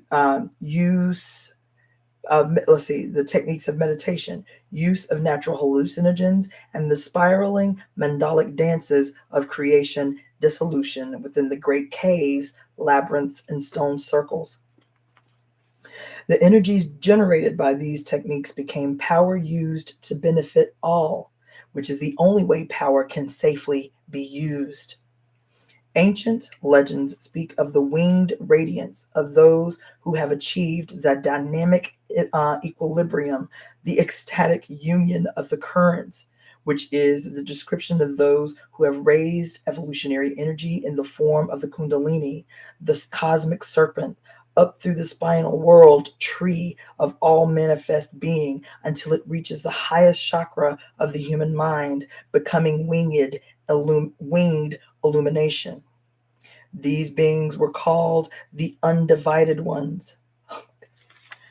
the undivided ones of original gynandrous consciousness.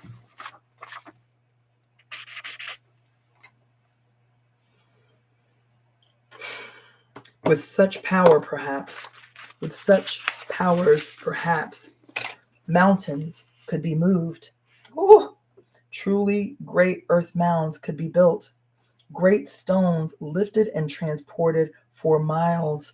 Underground temples carved out of rock without the use of metal tools, i.e., great acts of physical construction could be performed without force or slave labor, as expressions of a common consciousness and a common will.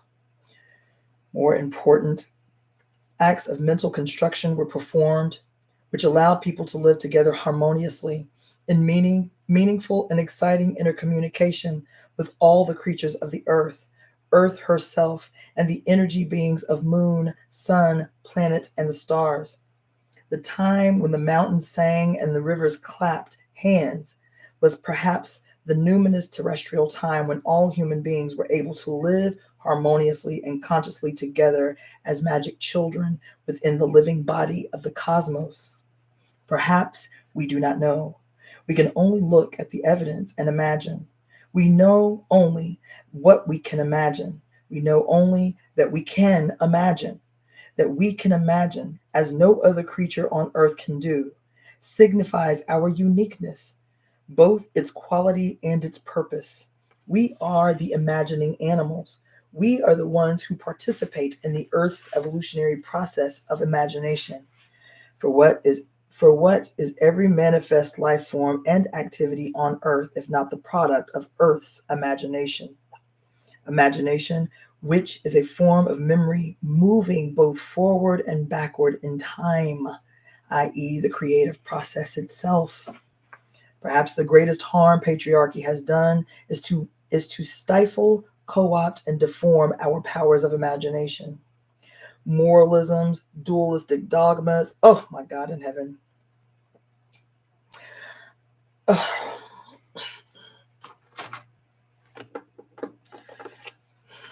Hold on just a second.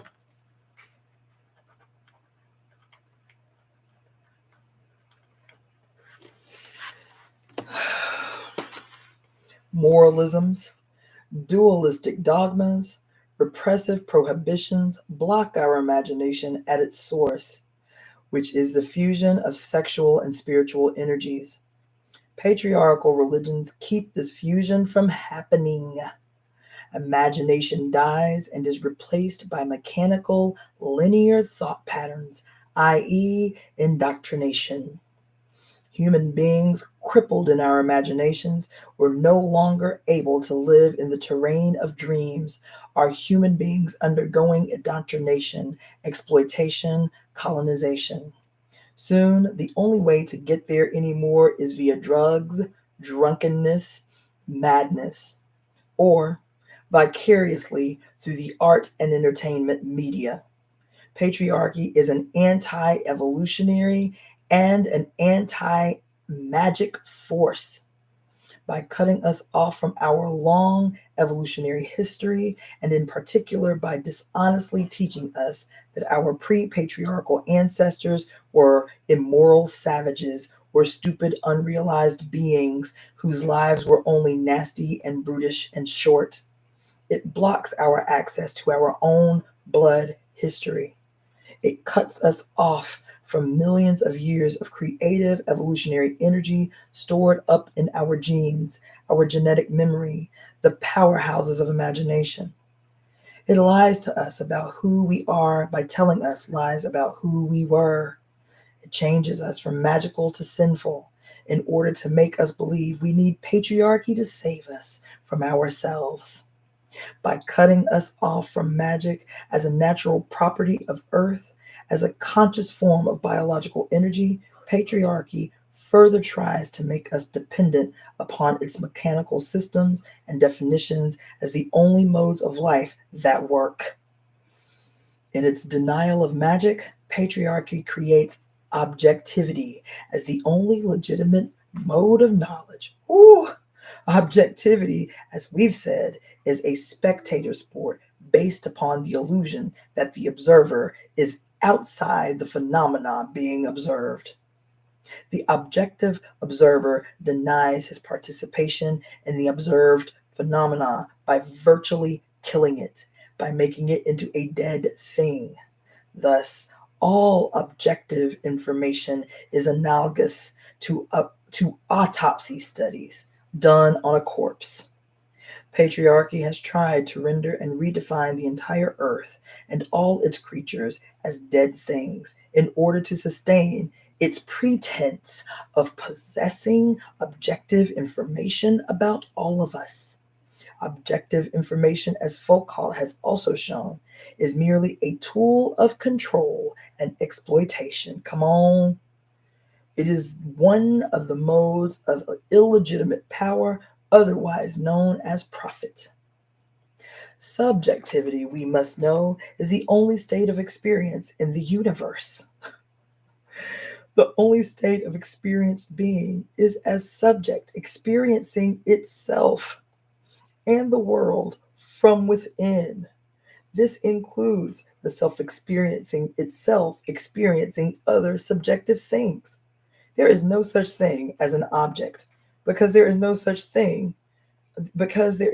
thing to experience itself as object. We are only subjects with the illusion of experiencing other subjects as objects. The object exists only and definitively as an aspect of the subjective consciousness, the aspect that defines me,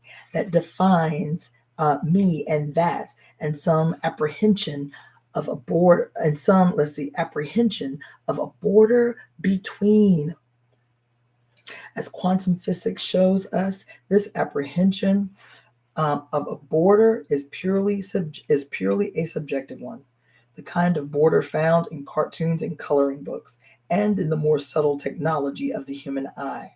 Physically, i.e., in quantum reality, no border exists. No border exists in the reality of the spirit either, as the spirit is a conscious perception of real energy fields and interactions. The border perception is a function of the individual's experience of evolution through time and space. To initially perceive the reality of ourselves, perhaps, we need the border perception. Infants with immature eyes don't have it. To begin to define the reality of the world, we need to erase it, to transcend it. Everything touches everything in the real world. There are no borders. And this is the fact upon which the validity of magic is based, i.e., to objectify us, to divide and conquer us. Patriarchy needs to insist on the reality of borders while denying the reality of magic.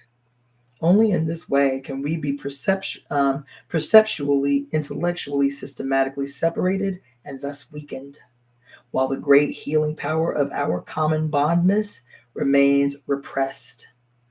This common bond is no moral sentiment or humanist ideal, but a biological and quantum fact.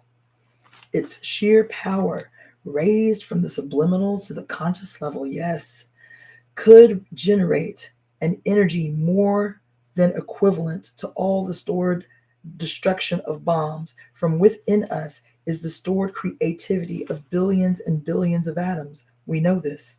The thing that keeps us from activating our common creative evolutionary power is the perceptual intellectual habit of separateness, i.e., 4,000 years of patriarchal ideology. All patriarchal religions have their mystics, and many of them come forward now to offer humanity a spiritual solution to a human crisis. But all these solutions occur within the terms of the problem, i.e., they are more examples of patriarchy perpetuating itself. Male mystics within patriarchal cultures and systems can never reach true fusion in the depths of their beings of the sexual and spiritual powers. Patriarchy's pejorative definitions of sexuality and abstract definitions of spirit prohibit this fusion. Patriarchal mystics are out of resonance with the earth spirit. with ecstasy and with the dead. Most of all, they are out of contact with female energy. Their patriarchal worldviews are based on a biophobic denial of this creative female energy in both men and women. All of us live in societies constructed out of this denial, societies that have attempted for 4 millennia to repress and destroy the bisexual nature of all of us. In such nihilistic social energy fields, no real magic can happen. In its place, in the past 2 decades, we have witnessed and undergone many morbid, sad, narcissistic trips.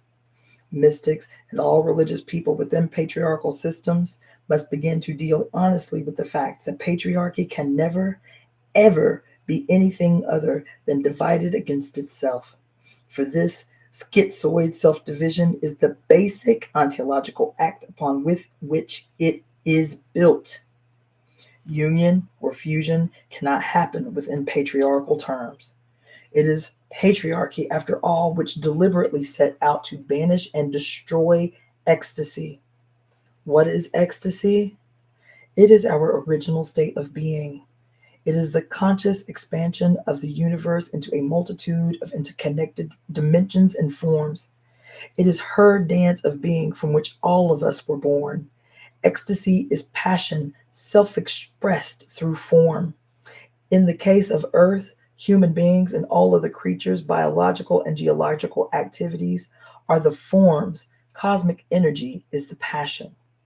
Ecstasy is the source and reality of all we feel, see, and are. So then, why don't human beings exist in a state of constant ecstasy? If ecstasy is the inevitable expression of being a conscious form or living cell in a cosmic energy sea, why don't we cognize it or feel it? What obstructs almost all human beings beyond the age of 5 from knowing this experience, which is physically indigenous and ontologically rooted in the very fact of the universe existing at all? Surely we know the answer. Patriarchal systems tell us that ecstasy is impossible or wrong, except according to its terms, its alienating definitions. But ecstasy, by definition, cannot exist on patriarchal terms. Ecstasy is a complete ontological challenge to the patriarchy's explanation of life itself. Where patriarchal religious and social systems cannot wholly repress ecstasy, they demonize it. Ecstasy becomes an underground or forbidden activity, most often experienced privately, accompanied by guilt, rarely in common, accompanied by the whole world. But in and with the whole world is where we are supposed to feel it. In and with and as the whole world is where our human ecstasy is born. It is the celebration of the recognition that our spirit and flesh are one. It is the human female who was designed by evolution itself as the link between sexuality and spirit, between biological energy and the cosmic soul. It is the human female as the leading edge of earthly evolution who was specifically neurologically structured for the experience of ecstasy. For this reason, the first religions on earth were designed by women, for women, in celebration of femaleness. For this reason, matrifocal societies had no reason or need to deny the other, for all otherness was a part of the mother. In ecstasy, all otherness becomes self, becomes the one. Ancient women could not have invented, because they had no need for, paranoid divisions between the psyche and the body, power-hungry manipulations of spirit versus matter, dualistic exploitations of flesh versus soul. They were the undivided ones, tapping into unhindered flows of ecstatic energy, which is both spiritual and biological, of earthly soil and cosmic thought together, not needing to tell a lie at the root of things about the origin of life, not needing to maintain this lie by force day and night against the urges of all nature and its consciousness towards the truth, Women's cultures would not have needed to maintain themselves by energy repressive systems, by coercive and punitive surveillance systems based on social castes or economic status or skin color or eye color or dress. Nor would there be any need for hierarchic organization, tyrannical terrors, or political frauds. All these patriarchal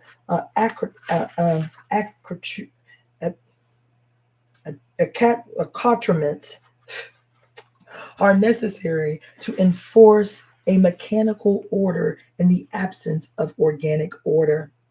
All these patriarchal machineries are necessary to enforce the repression of common ecstasy, an ecstasy indigenous to all cultures that exist to realize rather than to deny the one at the heart of the all. A return to the goddess. A return to the goddess is not a backward trip through space or time. The human race cannot really return to infancy. We are too far gone for that. We return to the goddess by remembering, redefining, respelling, by turning, as in a dance, away from one gesture and towards another. Patriarchal ontology is based on a three-dimensional reality. Modern physics is showing us that the universe has not 4 dimensions, but as many as 11 dimensions, perhaps more. The universe is undergoing ecstatic exponential expansion into 11 or more dimensions. Surely 3-dimensional religions cannot keep us in touch with such a universe. If we do not want to die, then we must evolve. And that means we must dance, expand exponentially with the dancing cosmos. We return to the cosmos only by becoming lovers of life, rather than life's victims, voyeurs, or policemen. How twisted we have become within biophobic religions, spending most of our waking hours in grotesque postures of aggression, hurry, hate, self-righteousness, resentment, paranoia, and murderousness. Under the rule of the patriarchal God, we are all gargoyles, characterized by rigid poses that reveal mostly our terrible fears and greeds, eaten away from the inside by cancerous needs. To return to harmony, to return to the goddess, to become lovers of the goddess once again, we must realign our gestures into those of dancers. We must become beings who do not wish to control life, but only to listen to its music and dance it. This is not easy to do. It might be impossible, but it is our only alternative to mass death, whether by war or by total global mechanization. The patriarchal God has only one commandment: punish life for being what it is. The goddess only has one commandment: love life, for it is what it is. Women, designed by evolution as links between spirit and flesh, are perhaps also designed by the cosmos to lead the human world back, now, to the great celebration of the reconciliation of flesh and spirit. Y'all don't want to hear that, though. Y'all do not want to hear that. Thus, at the very edge of death, we will return to the beginning. Oh my God.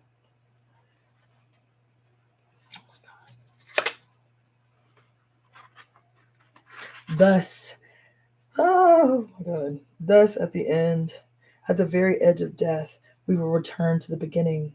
That is, at the end of the world, where we must surely be, we will return to the goddess, the great mother of all life, as her magic children. In a round world, the only way human beings to the only way for human beings to survive to the end is to return to the beginning. Thus, we complete a circle, but on a spiral, we revolve to a larger circle. Now is the time to make again sacred our experience. Which power it is said, cannot truly die, since it is a real power of a real cosmos. It cannot die. It can only be forgotten. That means it can also be remembered. As the serpent can be awakened from its trance sleep at the bottom of the spine and induced to rise to become again the luminous flying bird of the imagining mind. Once we thoroughly understand how and why patriarchy acquired its power over us, the power of an entrenched mistake over the minds and lives of all people, once we understand and feel clearly that the fight of witch women is also the fight of the earth's people everywhere against mechanical subjugation and exploitation, once we re-establish the magic link between the individual psyche and the earth's vital energy flow, between all evolving matter and all evolving spirit, yes, oh my God, and learn to encourage and teach others to do the same in a loving return to what we always were. Perhaps then, in the final time of crisis, the serpent goddess will shake herself loose from the deep exiled sleep in the earth's belly. Perhaps the serpent of life's flowing energy will begin to rise again, all luminous and of the earth, and the children of the great mother will rise up with it. It will rise up with it, and the universe will be our home again as before. This flight is not an escape, but a return. The only way for human beings to survive the end is to return to the beginning. Oh my God. Oh my God. Oh my God. Oh my God.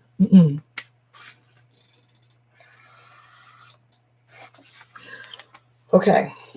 One last thing. That's the end of the book. But she leaves with a poem. Listen to the words of the great mother. She says, "Whenever ye have need of anything, once in a month, and better it, once in the month, and better it be when the moon is full, then ye shall assemble in some secret place. To these I will teach things that are not yet known, that are yet unknown, and ye shall be free from all slavery. Keep pure your highest ideas and strive ever toward it. Let naught stop you nor turn you aside. Mine is the cup of the wine of life and the cauldron of settling. I am the mother of all the living, and my love is poured out upon the earth. I am the beauty of the green earth, and the white moon among the stars, and the mystery of the waters, and the desire in the heart of woman. Before my face, let thine innermost self be unfolded in the raptures of the infinite. Know the mystery, that if that which thou seekest thou findest not within thee, thou wilt never find it without thee. For behold, I have been with thee from the beginning, and I await thee now." Blessed be. Great Cosmic Mother, Rediscovering the Religion of the Earth by Monica Zhu and Barbara Moore. Whew. So that was a long walk y'all took with me. I appreciate you. I will say what I said at the very beginning, some 2 hours ago. Keep your mind clear of the madness. You're welcome, Vanessa. Thank you for staying. Keep your mind clear of the madness. Turn off the news. Go outside. Sleep outside. Walk barefoot. Play with your babies. Live your life the way, well, at least an evolved version of the way you have been before you ever heard any news about some happenings somewhere that is about imperialism, that is about our bosses and owners attempting to rescue themselves from their inevitable end. That is what we are witnessing. This is a play with characters that need our participation in order to rescue itself. Will we use our creative God power to resuscitate a mortally wounded beast? Is that what we're going to do? Are we going to speak from our heart words that give life to the animal that has oppressed us all for an age? Are we going to give blood to the preservation of that which has to burn away.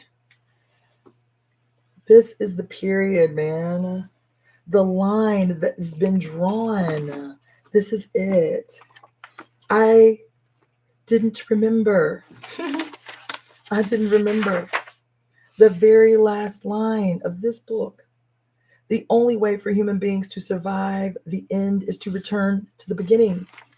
I have been teaching for the last 7 weeks that we are at that space, the space in between the end of the old and the beginning of the new, the end of the last great year. 25,000 years have wrapped up. We are alive in that moment when the great year has ended, and we are giving birth to the new great year, the new 25,000 years of human history. At the same time, the end of the last age, the end of the Piscean age, the end represented by Jesus Christ for the last 2,500 years has ended at the same time. And at the same time, Pluto, Oya, has taken her throne from where she was at the beginning, the same year in 1776 of the founding of the United States. 246 years later, here she arrives again to reclaim her throne, all at the same time. This is it. 2 years. It's a blessing that we've been gifted, baby. We have 2 years to make this shit pop. We do. We do. And they making this shit pop, by the way. Pluto entered Capricorn 27 degrees exact for the first time in 246 years this past Sunday. The greatest portal opening for us globally happened 2 days after that. 2 days after that. And this is what they're doing, engaging in war and talks of war and threats of war. They are attempting to seize power through this energetic exchange that is happening. How are we going to align ourselves with heaven so that we can finally end this period? We have to have imaginations, baby. I get it. The first time I gave birth, man, when I went from woman or maiden to mother, the first time I gave birth, the only time I gave birth, I have one child that I gave birth to. When I gave birth, when I was pregnant with her, right? It was amazing. And you knew something was coming. And I had a great pregnancy. I mean, some people catch hell. I had an amazing pregnancy. And when it was time for me to go into labor, there is this thing that happens, man. And even though they tried to scare me, they did. They really tried to scare me at the hospital. This is a theft of power when they do that. They really tried to scare me. I was 20 years old when I had my baby. And they were like, we're going to have to take her. We're going to have to cut you out. And I didn't know nothing about nothing that I know now. And even my 20-year-old self was like, no. They had me drugged up. They had all kinds of stuff on me. But I kept telling my mom, between bouts of consciousness and unconsciousness, do not let them cut me open. She is okay. She's like, okay, baby, are you sure? Are you sure? She's scared, my mama. I was like, I don't care. If I'm unconscious, do not let them cut me open. I told that doctor 5 times, no. I said, is she alive? Yes. Is her heart beating? Yes. Then I am going to give birth to my child. Right? And I'm going to tell you, that's where we are. We are all giving birth. Every last one of us. Every last one of us on this planet are going through labor pains right now. And what is being asked of us is to birth once and for all, this new age in human history that we cannot even remember or imagine in our mind's eye, because we've been in such a state, we've been in such a quagmire. But this is calling on us, healers and artists and students and musicians and everybody, the homeless and the poor and the sick and the starving. We are all being challenged to think our highest thought, our most reckless, wild imagination of what a global community looks like that is sovereign and independent and free and united in will. We have to imagine it before we can create it. We have to imagine it in the moment before we can create it. So as I said at the opening, in every moment with all this madness happening that is constructed to keep you off your square, constructed, orchestrated to steal your power, to maintain a stranglehold on the exploitation of your power. In every moment, every day, ask yourself in this moment, what am I manifesting with my thoughts and actions and words? Is it the new world that I am manifesting in this moment? In every moment, what am I creating with what I say or how I treat another human? Am I creating the old of anger and judgment and resentment and frustration? Or am I creating the new? In every moment, what am I giving birth to?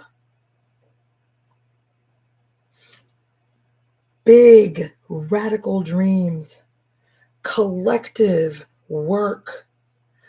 This is the time for coalition building.